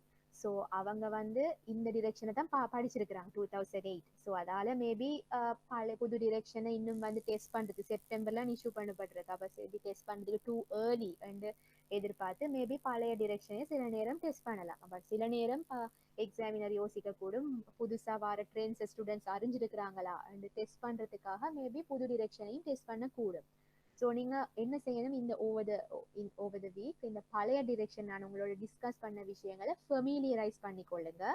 இந்த புது டிரெக்ஷனை நான் எங்க எடுக்கணுங்கிறது நான் உங்களுக்கு இதை போன மக்கள் ஷேர் பண்ண கிடைக்கிது. எங்க எடுக்கணுங்கிறத நான் உங்களுக்கு சொன்னேன். ஸோ எடுத்து அதையும் இதையும் நீங்க சேர்த்து ரீட் பண்ணுங்க. இதுல தமிழ் மொழிபெயர்ப்பண்டா இன்னும் இதுவரையில இல்லை. ஸோ இதையும் நீங்க சேர்த்து வாசிச்சு அந்த டிரெக்ஷனுக்கும் இந்த டிரெக்ஷனுக்கும் இடையில இருக்கிற முக்கியமான வித்தியாசங்கள் என்னங்கிறத நீங்க பார்க்க வேணும். இப்போ உதாரணத்துக்கு பெரிய பெரிய டிஃபரன்சஸ் வந்து சில நோட்டபிள் டிஃபரன்சஸ் இருக்கும். ஆனா பேசிக்ஸ் வந்து சேமா தான் இருக்கும். இப்போ பாருங்க நாங்க கிரெடிட் ஃபெசிலிட்டி என்னங்கிறதுல on balance sheet loans and advances பத்தி பார்த்தேன், off balance sheet loans and advances பத்தி பார்த்தேன். ஸோ அது வந்து seems to be remaining the same. இப்போ மற்றது வந்து நாங்க இப்போ 4 வகையான என்பிஎல்ஸை பத்தி பார்த்தோம். ஸோ அதுவும் வந்து பெருசா மாறி இருக்காதுன்னா ஸ்பெஷல் மென்ஷனை பத்தி பேசுறாங்க. 90 to 80 180 டேஸ் இந்த இருக்கு. 90 to 180 டேஸை பத்தி பேசுறாங்க.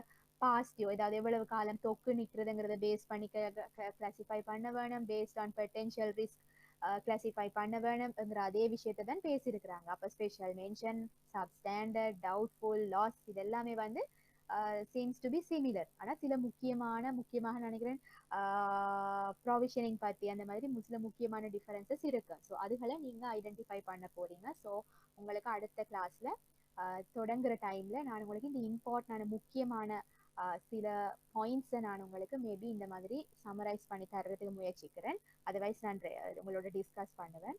பட் நீங்கள் விதின் திஸ் பீரியட் நீங்கள் இந்த முக்கியமான சில விஷயங்களை நீங்கள் வந்து முக்கியமாக இதில் இம்பயர்மெண்ட்டை பற்றியும் பேசியிருக்கிறாங்க. ஸோ நீங்கள் வந்து உங்கள் செல்ஃபாக கொஞ்சம் ரெகக்னைஸ் பண்ண பாருங்க இந்த டிஃபரன்சஸ். ஸோ அந்த டைம் அந்த மாதிரிக்கு உங்களுக்கு கூடுதலாக நினைவில் நிற்கும். ஓகே, ஸோ இங்கே வரும் valuation of collateral for impairment purposes. Actually impairment இப்போ ப்ரொவிஷனிங்கை விட நாங்கள் இப்போ எங்களோட அக்கௌண்டிங் ஸ்டாண்டர்ட் படி நாங்கள் இப்போ கூடுதலாக பேசுறது இம்பேர்மெண்ட்டை பற்றி ப்ரொவிஷனிங்கை விட. ஸோ அதை கரண்ட் ட்ரெண்ட்ஸுக்கு ஏற்ற மாதிரி இந்த டிரெக்ஷனை மாற்றி இருக்கிறாங்க. ஸோ உங்களுக்கு 2 ways எதிர்பார்க்கலாம். இப்போ கரண்ட் இஷ்யூ வந்து இதை பற்றி உங்களுக்கு டெஸ்ட் பண்ணவும் படலாம், இல்லை டெஸ்ட் பண்ணப்படாமலும் போகலாம். என்ன இருக்கு, ரெகக்னிஷன் ஆஃப் இன்ட்ரெஸ்ட் இன்கம் அதை வந்து லிங்க் பண்ணியிருக்கிறாங்க அக்கௌண்டிங் ஸ்டாண்டர்டோட. இதில் இன்ட்ரெஸ்டிங் சஸ்பென்ஸை பற்றி பேசியிருக்கிறாங்களா இல்லையா, இந்த மாதிரி பாயிண்ட்ஸை தான் நீங்கள் ஓவர் திஸ் வீக்கை நீங்கள் பார்க்க போறீங்க. ஆக்சுவலி இந்த டிரெக்ஷன் வந்து அடுத்த வருஷத்துலேருந்து இஃபெக்டிவும் ஆக போகுது. So I still have a doubt, இதை உங்களுக்கு டெஸ்ட் பண்ணுவாங்களா இல்லையாங்கிறதுல I still have a doubt. So இதுக்கும் சேஃப் சைடாக இருக்கிறதுக்கு நாங்கள் பழைய டிரெக்ஷன்லையும் ஃபெமிலியரைஸ் பண்ணிக்கொள்வோம், புது டிரெக்ஷன்லையும் இருக்கிற முக்கியமான விஷயங்களை ஞாபகம் வச்சு கொள்ளுவேன். ஸோ நான் வந்து இந்த புது டிரெக்ஷனை நான் அடுத்த கிழமைக்கு வைக்கிறேன். ஸோ அடுத்த கிழமை சனிக்கிழமை தான் இது கடைசி கிளாஸாக இருக்க போகுது. ஸோ அதுலேயும் நான் வந்து என்ன செய்ய போறேன், இந்த கொடு கடன் முகாமைத்துவம் சம்பந்தப்பட்ட இன்னும் சில முக்கியமான சின்ன டிரெக்ஷன்ல இருக்கிற சின்ன முக்கியமான பாயிண்ட்ஸ் எனக்கு டிஸ்கஸ் பண்ண வேணும். அதை தவிர இப்போ நீங்கள் வந்து இந்த டெட் மொரட்டோரியம்ங்கிறத பற்றி கேள்விப்பட்டிருக்கிறீங்க. டெட் மொரட்டோரியம் என்னங்கிறது எனக்கு ஞாபகம் இருக்கு, ஒரு கிளாஸ்ல உங்களுக்கு ஒரு பேசிக் ஐடியாவும் தந்திருந்தேன். அதாவது ஒரு குறிப்பிட்ட காலம் செலுத்த வேண்டிய தவணை கடன்களை அந்த குறிப்பிட்ட காலம் மேல் செலுத்தாம பீட் போடுறது, அதைத்தான் டெட் மொரட்டோரியம் என்று சொல்றோம். அப்போ இந்த டெட் மொரட்டோரியம் சொல்ல போனா கோவிட் பிரச்சனை வந்த டைம்ல இருந்து இஃபெக்டிவாக இருக்கிற ஒரு விஷயம் தான் டெட் மொரட்டோரியம். கடைசியாக நடந்த எக்ஸாம்ல இந்த டெட் மொரட்டோரியத்தை பத்தி நிறைய கேள்விகள் போட்டிருந்தாங்க. ஸோ ஆக்சுவலி நான் பாஸ் பேப்பர்ஸ் உங்களோட டிஸ்கஸ் பண்ணதுக்கு இருந்தேனா, பட் நான் நினைக்கிறேன் அதெல்லாம் வந்து பாஸ் பேப்பர்ஸ் வந்து ரிவிஷன் கிளாஸஸ்ல கவர் பண்ண சொல்லியிருக்கிறாங்க. ஸோ பாஸ் பேப்பர்ஸை நான் உங்களோட டச் பண்ண இல்லை. ஆனால் நிறைய விஷயங்களை இந்த ஹோம்ஒர்க் கொஸ்டின்ஸ் மூலமாக நான் உங்களோட கவர் பண்ணி இருக்கிறேன். But last pass paper actually நான் உங்களுக்கு இந்த ஹோம்ஒர்க் கொஸ்டின்ஸ்லையும் நான் டச் பண்ண இல்லை. ஸோ ஃபைனல் பேப்பர்ல வந்து அவங்க கடைசியாக லேட்டஸ்டாக இந்த டெட் மொரட்டோரியம் பற்றியும் கேள்விகள் கேட்டிருந்தாங்க. ஸோ உங்களோட எக்ஸாம் பர்பஸுக்கும் நீங்கள் என்ன செய்ய வேணும், கடைசியாக இஷ்யூ பண்ணப்பட்டிருக்கிற டெட் மொரட்டோரியம் என்ன இருக்கு, கன்செஷன் எக்ஸ்டென்ட் இருக்கு, செப்டம்பர் இஷ்யூ பண்ணப்பட்ட இந்த சர்க்குலர், அதுக்கு பிறகு அந்த மாதிரி இப்போ கரண்டா இன்னும் இஃபெக்டிவாக இருக்கிற டெட் மொரட்டோரியங்களை பத்தின ஒரு ஓவர்வியூ உங்களுக்கு இருக்க வேணும். என்னென்ன வகையான கொடுக்கடன்களுக்கு இந்த டெட் மொரட்டோரியம் அப்ளிகபிளாக இருக்கு, எவ்வளவு காலம்